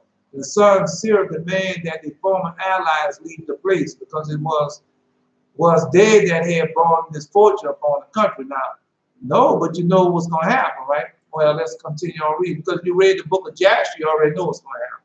And the son of Esau, therefore, dispatched a messenger secret to find Agnes, the king of Africa, begging him to aid against the son of Seir. And they granted their request and sent their troops consisting of foot soldiers and mounted men. And the sons of Seir on their part also sought allies. And they secured the help of the children of the east and of the Mennonites, and put warriors at the disposal. And the encounter they ensued between the hostile forces. The sons of Esau was defeated again and again, and partly on account of treachery in their own ranks. But their men sometimes deserted to the enemy while the combat was on. At last, however, the battle took place in the desert of Paran. And the son of Esau gained a decisive victory. The master of all the warriors of the son of Seir and the Mennonites and the children of the east was put to flight. But you know why? All right, so now you know why. You know why. Maybe we read the book of Jasher, you know why. But Jasher, what y'all say. Thereafter, the son of Esau returned to Seir and slew the inhabitants of the place. Men and women and children married only 50 lads and maidens. The former they used as slaves, and the latter they took to wife.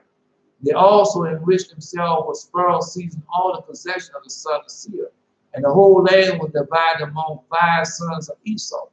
Now the descendants of Esau determined to put the king over themselves, but in consequence of the treachery committed during the war, they prevailed such hatred and bitterness among them that they decided never to appoint the ruler of their own people.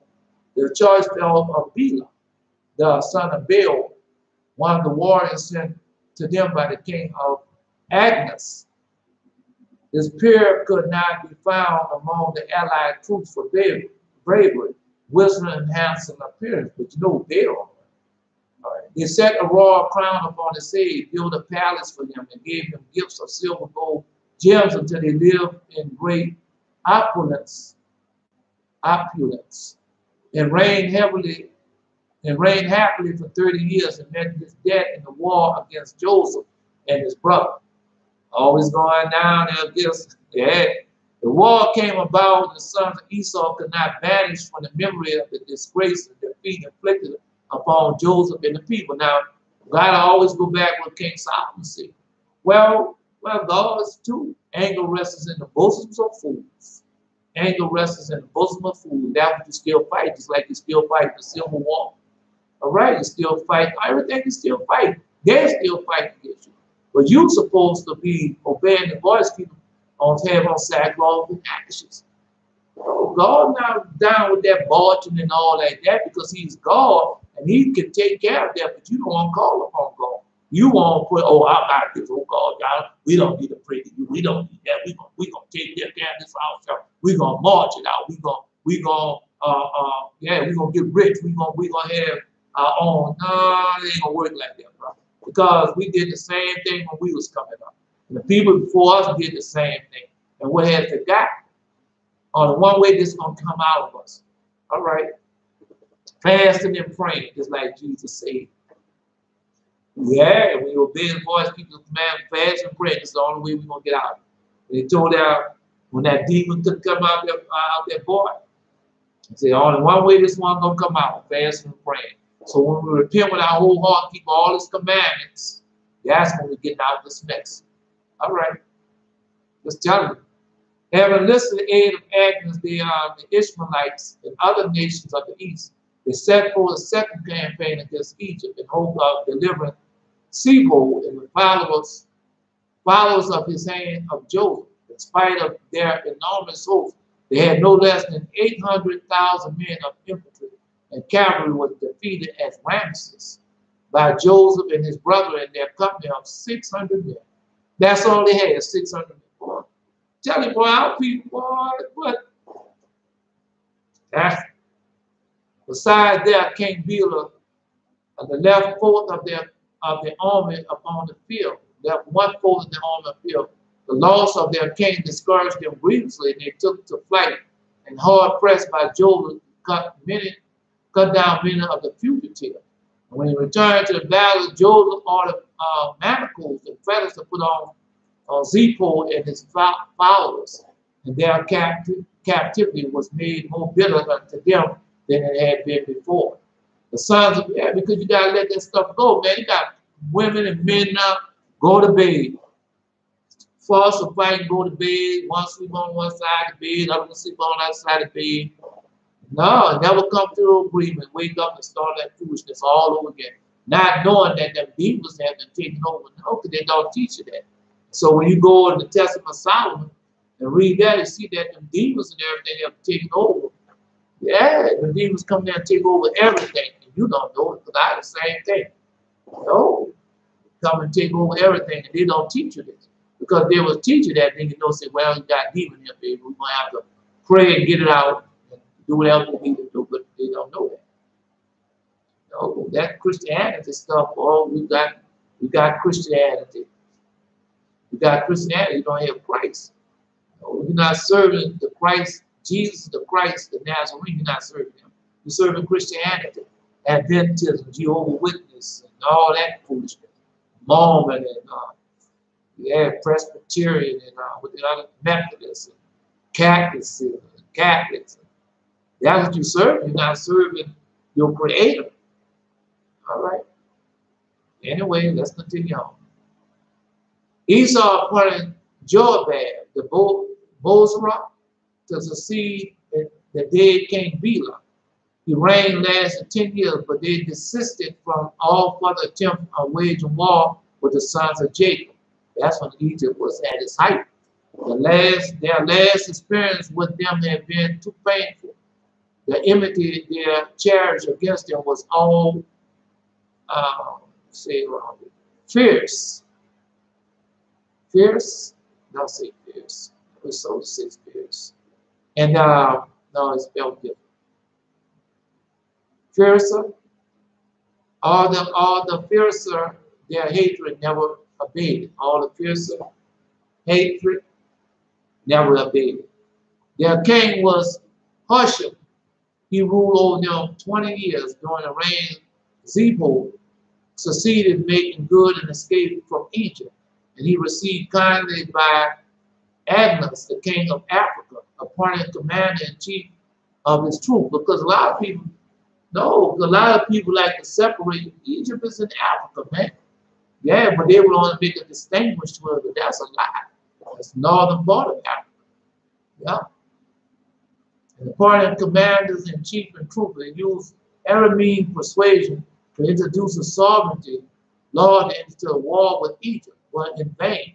For Agnes was only too well acquainted with the strength of the heroism of the sons of Jacob. For many years he resisted Zipporah's argument and banishment. Indeed, as it was, Agnes had his hand full with other warlike enterprise. It had happened about this time that a man named Kittim, user by name, who his countrymen venerate as God, died in the city of Pazumana, and left behind a fair and clever daughter. Agnes heard of Eunice, beauty and wisdom, but they said another name, Janice. Yeah, but this one they say Giannis. But it's still the same thing that, still the same beauty and wisdom, and he sued for her hand, and he requested war granted him by the people of Guinea, because they kicked him. They wanted that beautiful woman. The messenger of Agnes was hastened away from Kittim, bearing their master the promise of the inhabitants of Aina shall become his wife.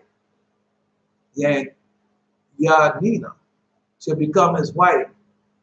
Whereas Tunis, king of Ben-Nabito, arrived on the same era. His suit was rejected, for the people of Kittim was afraid to break the promise given to Agnes. And his anger, Tunis went to Sardinia to make war upon King Lucas, a brother of Agnes, intended to deal with the latter as soon as the other when rendered harmless. Now understand, there's all this about a woman. Yeah, so no, when you read the book of wisdom, she tells you how men die over a woman. That's why King David said, yeah, turn my eye away from beholding vanity. And so these men got all the men killed over one person, one woman. Man, yeah, that's when you don't have, it's better for a man, and Solomon told him, better for a man to have control over his own spirit than better for a man to have rule over his own spirit than to rule a mighty city. You can see it. Yeah, you have no control over his spirit. Man, you're going to tell me you don't have other beautiful women in the land and all like that. Yes, they do. Yes, they do. Let's go continue on. Here of the design hatched by Tunis, Agnes hastened to Sardinia and assist of his brother in the battle took place in the valley of Campina against Tunis, and arrayed Agnes, his brother Lucas, and the son of the latter, Neblus, whom the father had appointed commander-in-chief over was the Sardinian troops. The first encounter, Tunis was the victor, and the Sardinians lost their general Neblus. But in the second engagement, only Tunis was routed completely, and he himself left dead in the field. His army fled, pursued close to Agnes, and far across road between Rome and Albina.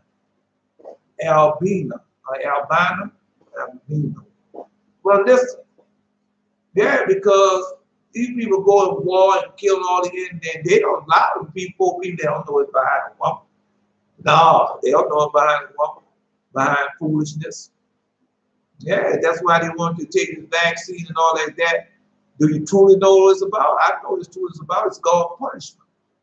That's what it's about. Yeah, another Satan trick, another God punishment. Told you he was going to do it. God is not a liar. Yeah. Then he told you more than that. He told you that it's a test. It's a test. It's the trial of the last days to make the time short. To remember his covenant. Make the time short. Remember the covenant that declared their wonderful works. Yeah. Anyway. Body was put inside a golden statue, and his father erected a high tower over his grave. Another over the grave of Tunis, the two buildings, connected by a marble pavement, stood opposite each other on a crossroad, which Agnes left off from the following after the fugitive army. The king of Africa went on to the city of Benevento, but he took no harsh measure against it and its inhabitants, because it belonged to the land of Kittim at that time. Therefore, however, the bands of soldiers from Africa made excursions now and again into the land of Kittim under the lead of Zepho, and the captain of African army. Agnes, meantime, went to Prozamna,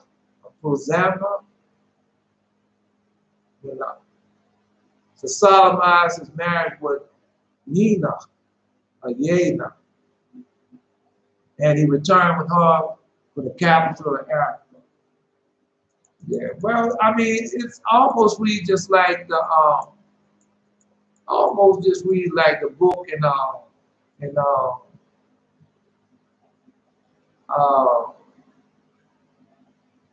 no, they're going to the wars. No, because if I skip it, we might lose out on something. Yeah, we might lose out on something. Oh, I got a little time to see. All this time, Zepho did not leave off urging Agnes to invade Egypt, and he succeeded finally in persuading that it came to consider his wish. A great army was equipped against Egypt and the sons of Jacob. Among the shield battle was Balaam, a 15-year-old son of Beor, a wise youth and adept in magic. And the king bade him up. See, that's why I didn't want to skip, because now you know with Balaam and Beor, yeah, who came, but they always hated us. And was a youth and adept in magic, and the king bid him acquaint him with the issue of the weapons upon which they entered. Balaam took wax and molded the figures of men and represented the armament of Agnes, the armament of the Egyptians, and plunged them into magic water and let them swim, and appeared that the African army was subdued by the Egyptians. Agnes accordingly gave up the campaign, and Zepho, seeing him sovereign, could not be persuaded into war with the sons of Jacob, fled the country and betook himself to Kittim. Yeah, he never stopped, never stopped. And the people of Kittim received him with great honor. They offered him much money to stay with them and conduct in their wars.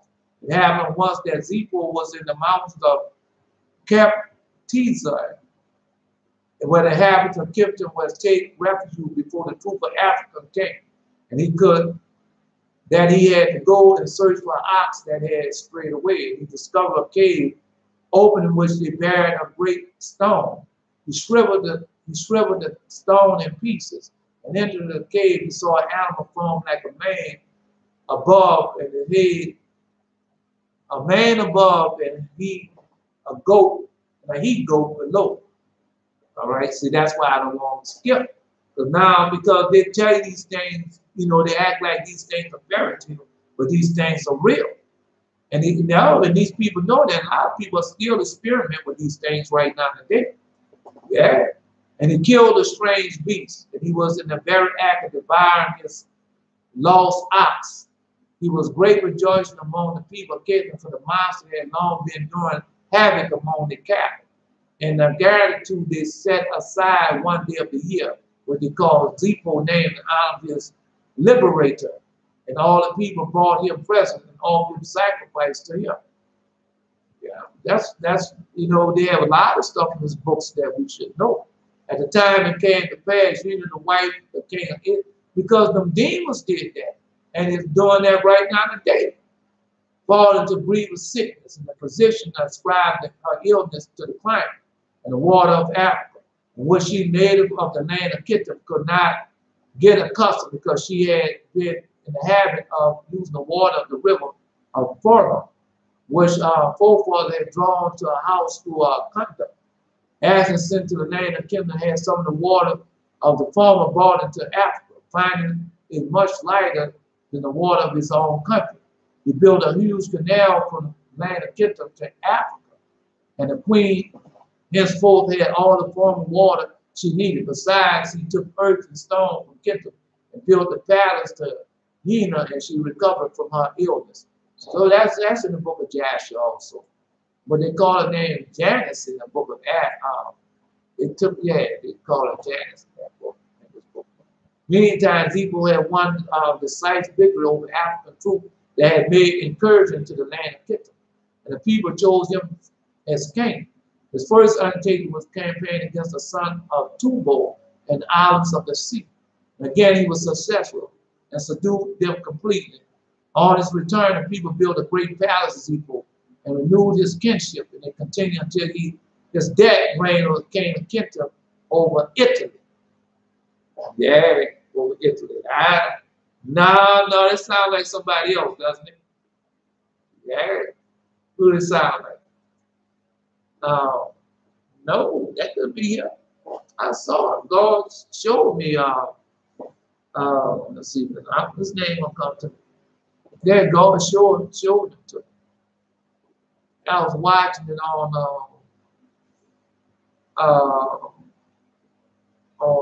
the History Channel one day. The battle for Rome and all that, and he went and fought against Rome and all that. And he had took over, completely over Italy. And he could have marched into Rome and taken it. I told you I saw that. I saw it, man. Yeah, I did.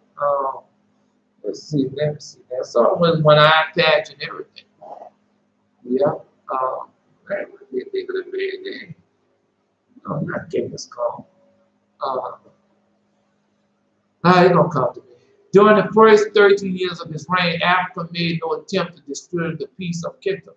They invaded the land only to several repulsed by Sebo, who persuaded the troops up to the very borders of Africa. And Angus the king was in consternation that he did not venture to make reprisal for such time.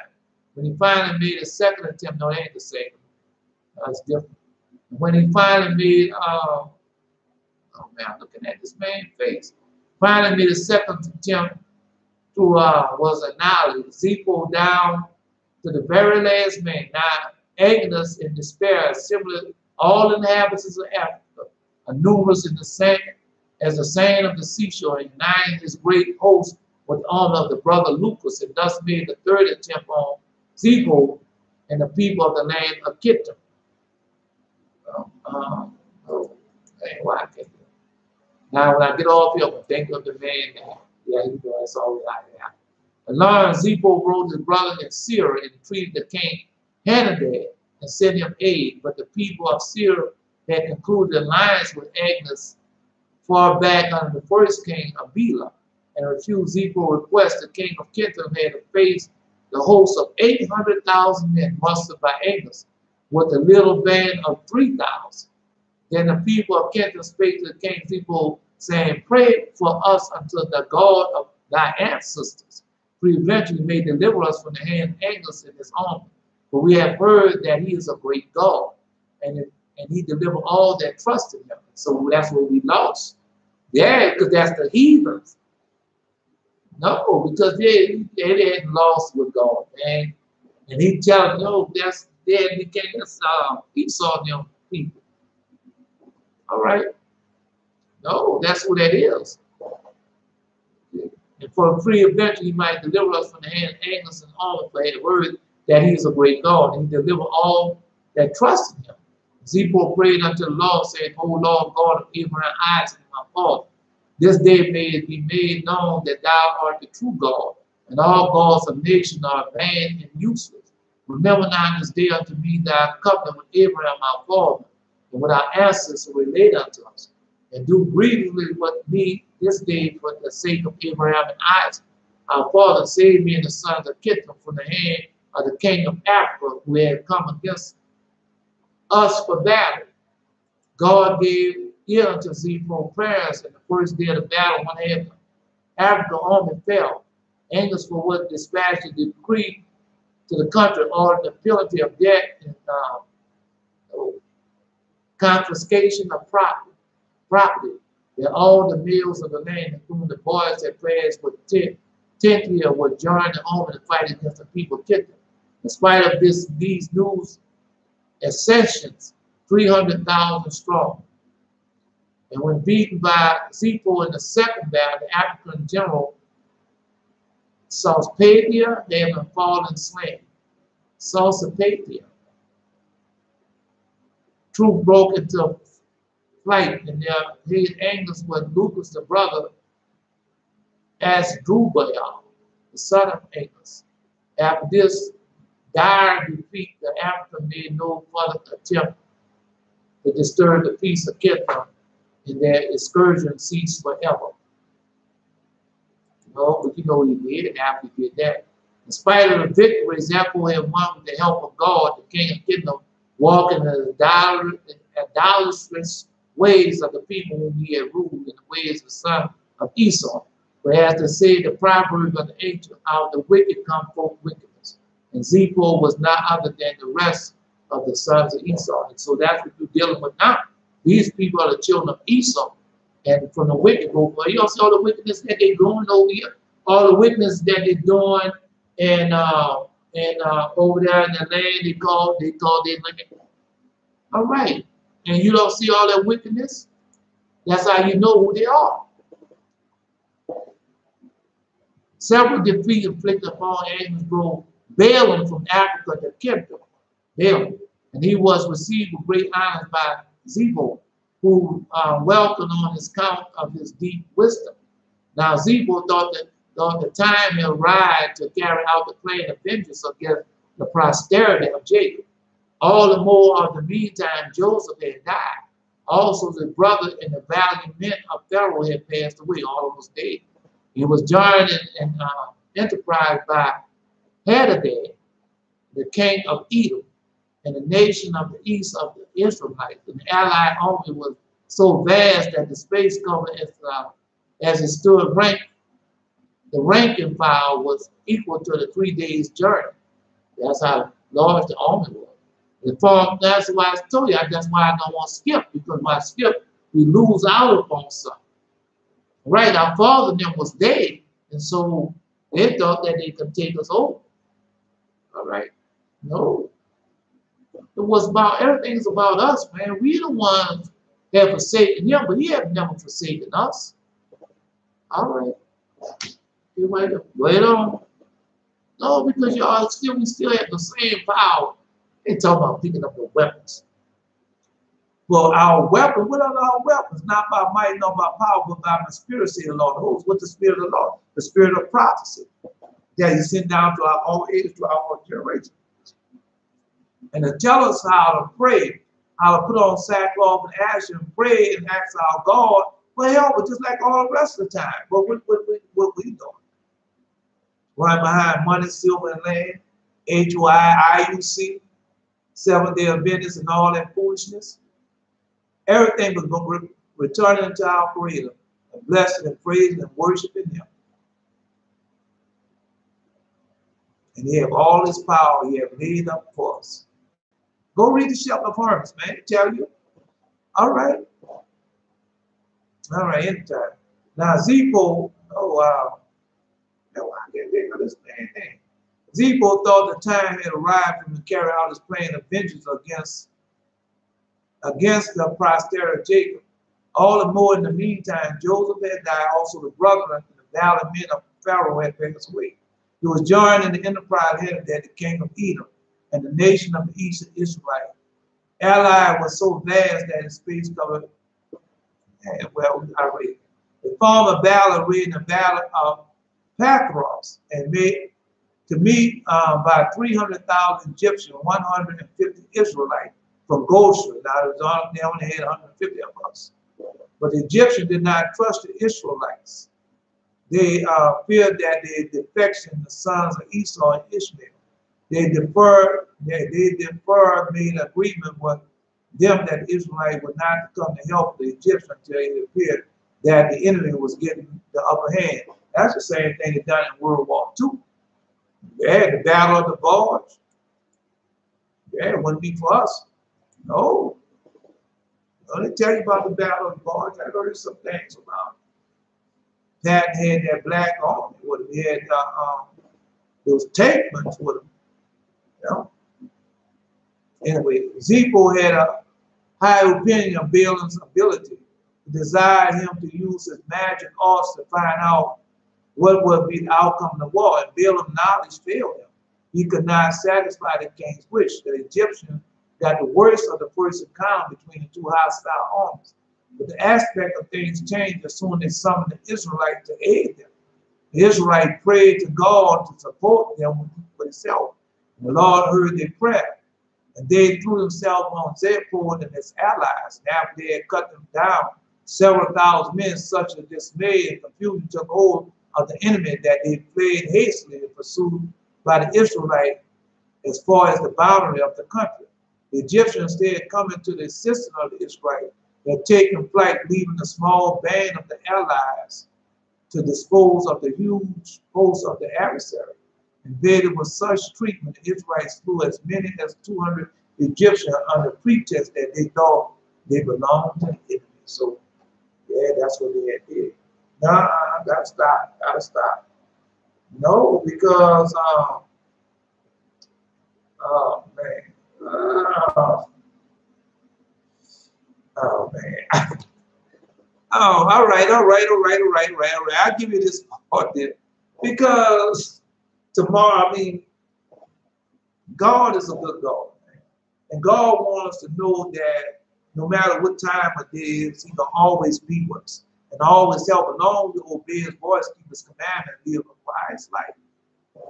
And so you living in a time when the ungodliness and the righteousness is growing up at the same time. I tell you that over and over again.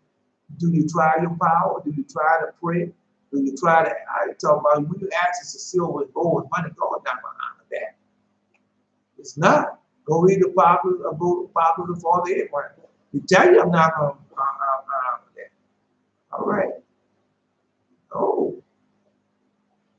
Henadad, the king of Edom, who had failed to gain the fame and honor in the Egyptian campaign, was favored by the fortune in another war, the war against Moab. The Moabites shrunk from meeting Henadad alone, and they had made alliance with the Midianites.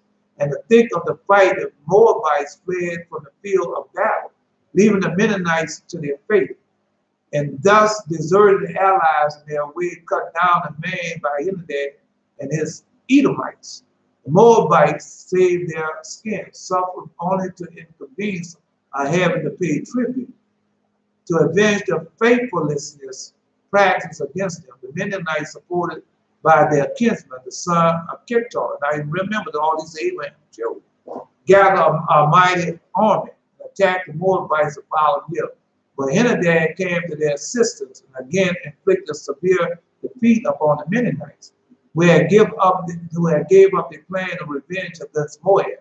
This is the beginning of inveterate enemy between inveterate enemies between the Moabites and the Midianites. If a single Moabite is caught in the land of Midian, he is killed without mercy. The Midianites and Moab feels no better. That's why still going on right now. After the death of Henadad, the Edomites installed Samlah, the Masreka, their king, and he reigned 18 years. And it was his desire to take up the cause of Agnes, the old ally of the Edomites, and chasten Zepho for having gone to war with him. And his people, the Edomites, would not permit him to undertake all with the inimities of their kinsmen. And Samlah had to abandon the plain. In the 14 years of Samlah's reign, Zepho died, having been king of the Canaanites for 50 years. His successor was Janus. Now that I remember, I thought that was that woman's name. It's in the book of Joshua. One of the people of Kittim who enjoyed an equal long reign. Balaam had made an escape from Egypt after the death of Zepho. He went to Egypt. Now you remember, because Moses didn't like him. Moses wanted to kill him. Yeah. After that Zepho, he received there with great demonstration of honor by the king and all the nobles. And Pharaoh appointed him to be royal counsel, for that he had heard much about and seen great wisdom. And the Edomites' kingdom, Shimlah, was successful by Saul of Petor, the youth surprisingly suppressed in beauty, who reigned last 40 years. His successor upon the throne was Baal-Hamon, king of 38 years. During this period, the Moabites rose up against the Edomites, to whom they had been paying tribute since they had entered there. And they succeeded in throwing off the yoke of the stranger. The times was trouble everywhere. Agnes, the king of Africa, died. Also the death of Janus occurred, the king of Tintin. The successor to these two rulers was Asdrubal, the son of Agnes, and Litanus, the king of Kittim. Then entered upon a long drawn-out war of many years. The first, the fortune of the war between Litanus, sailed to Africa in ships and inflicted one defeat after another on Asdrubal. And finally, the king of Africa lost his life upon the battlefield. After destroying the canal of Kittim, Africa, built many years before Agnes, Litanus returned to his own country, taking with him the wife of Upazimwa, Upazimzawa, the king of Asdrubal, who was wondrously beautiful, that her countrymen wore a likeness upon their garments. This is not a beautiful woman. Yeah. Litanus did not enjoy the fruits of his victory long. Annabal, the younger brother, Asdrubal, his successor in the royal power, went to Kittim in the ships and carried a series of war lasting 18 years, in the coast of which he called off Hannibal. Hannibal, that's what I was trying to think about. Hannibal. All right. That's it. No, I've seen him. No, the Lord God took me back and he showed me Hannibal. Yeah, Hannibal was standing up against the Romans. This was before, rivalry was before Hannibal time. Because Hannibal was standing up against, was standing up there and addressing those Romans and asking, what about Mary's son? That was he told the Romans. What about Mary's son? Yeah, they killed Jesus, boy. Nobody didn't like that, bro. A lot of people heard about Jesus, they didn't like that. Hannibal. I told you, that's in one of my other dreams, man. I told you about God took me back in the past and showed me Hannibal. Yeah. Well, I saw the Romans too. Esau, he might show white. Big old white man. Yeah. Oh, yeah. You know the deal. And they had them demons with them. Yeah, them demons was with them. That's in one of my other videos, man. I know what videos there, man. Yeah. That's in one I said, I told it. But anyway, let me finish this up because my time is short. Well, I mean, Lord God, I don't know what's about tomorrow, but we'll see. All right. Let's see. Litanus did not enjoy the fruit of victory long. Annabal, the younger brother, Asdrubal, his successor, royal power, went to Kittim in the ships and carried a series of war lasting 18 years, the course of which he killed off 80,000 of the people of Kittim, not sparing the prince and the nobles. And at the end of his protracted period, he went back to Africa and reigned over his people in the quiet and peace. And the Edomites, during 48 years, the reign of Hanadad, the successor of Baal-Hamon, fear no better than the people of Kittim. Hadadad's first undertaking was to reduce the Moabites again under the sovereignty of Edom. Yeah, I'm there right now. But he had to desist because he could not offer successful resistance to a newly chosen king of theirs, one of their own people who enlisted the aid of their kinsmen, the Ammonites. The allies commanded a great host, and Henadad was overwhelmed. These walls were followed by others between Henadad of Edom and Amminus of Kittim. The latter was attacked and fought, and he invaded Syria with a mighty army. And the sons of Syria was defeated objectively. And the king Henadad was taken captive and then executed by Amminus. And Syria was made a province subject to Kittim and ruled by a governor. This ended the independence of the sons of Esau. Henceforth they had to pay tribute to Kittim. And over Amminus ruled until his death in 38 years of his reign. All right. No, I have to stop, man. I don't want to stop. I have to stop because we pick it up. We'll pick it up. All right. Let me give you this then. Since I stop. No, let me give it to you. So I was watching. Just before I started keeping, I think I might have been keeping the sack, but I wouldn't keep the cup. And so I was watching Hannibal. And on the History Channel, and it was showing everything that Hannibal did and everything. I just watched it all. I mean, it was a documentary. I watched it all, and I was just lying in the bed. So when the night came, I had a dream. No, I was there. I know I was there in the spirit world. I'll tell you how I was there in the spirit world. So when first he took me to the alleyways. And when the alleyways.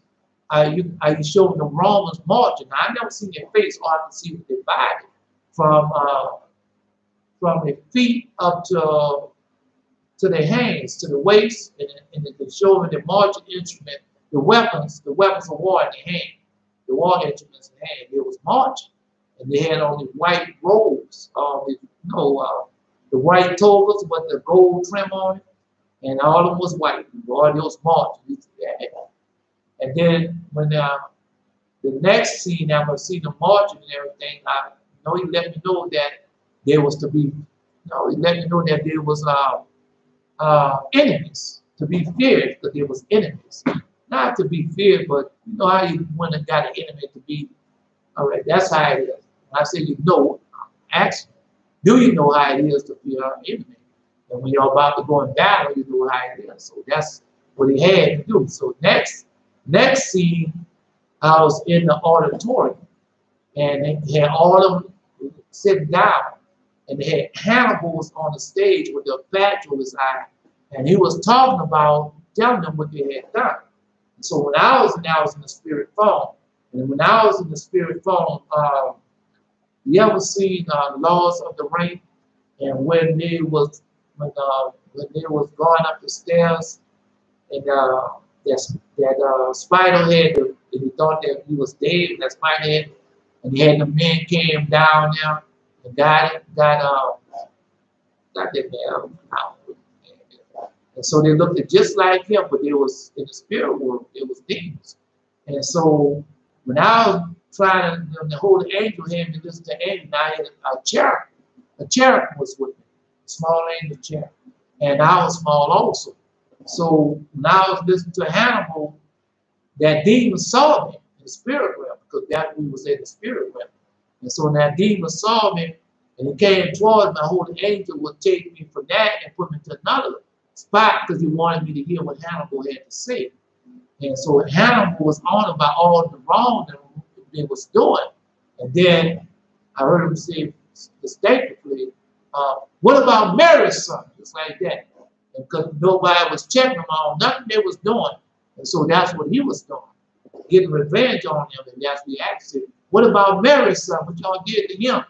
Just like that. Or, and then, no, and then that demon came to me. I was at the front of the podium there, looking up at him.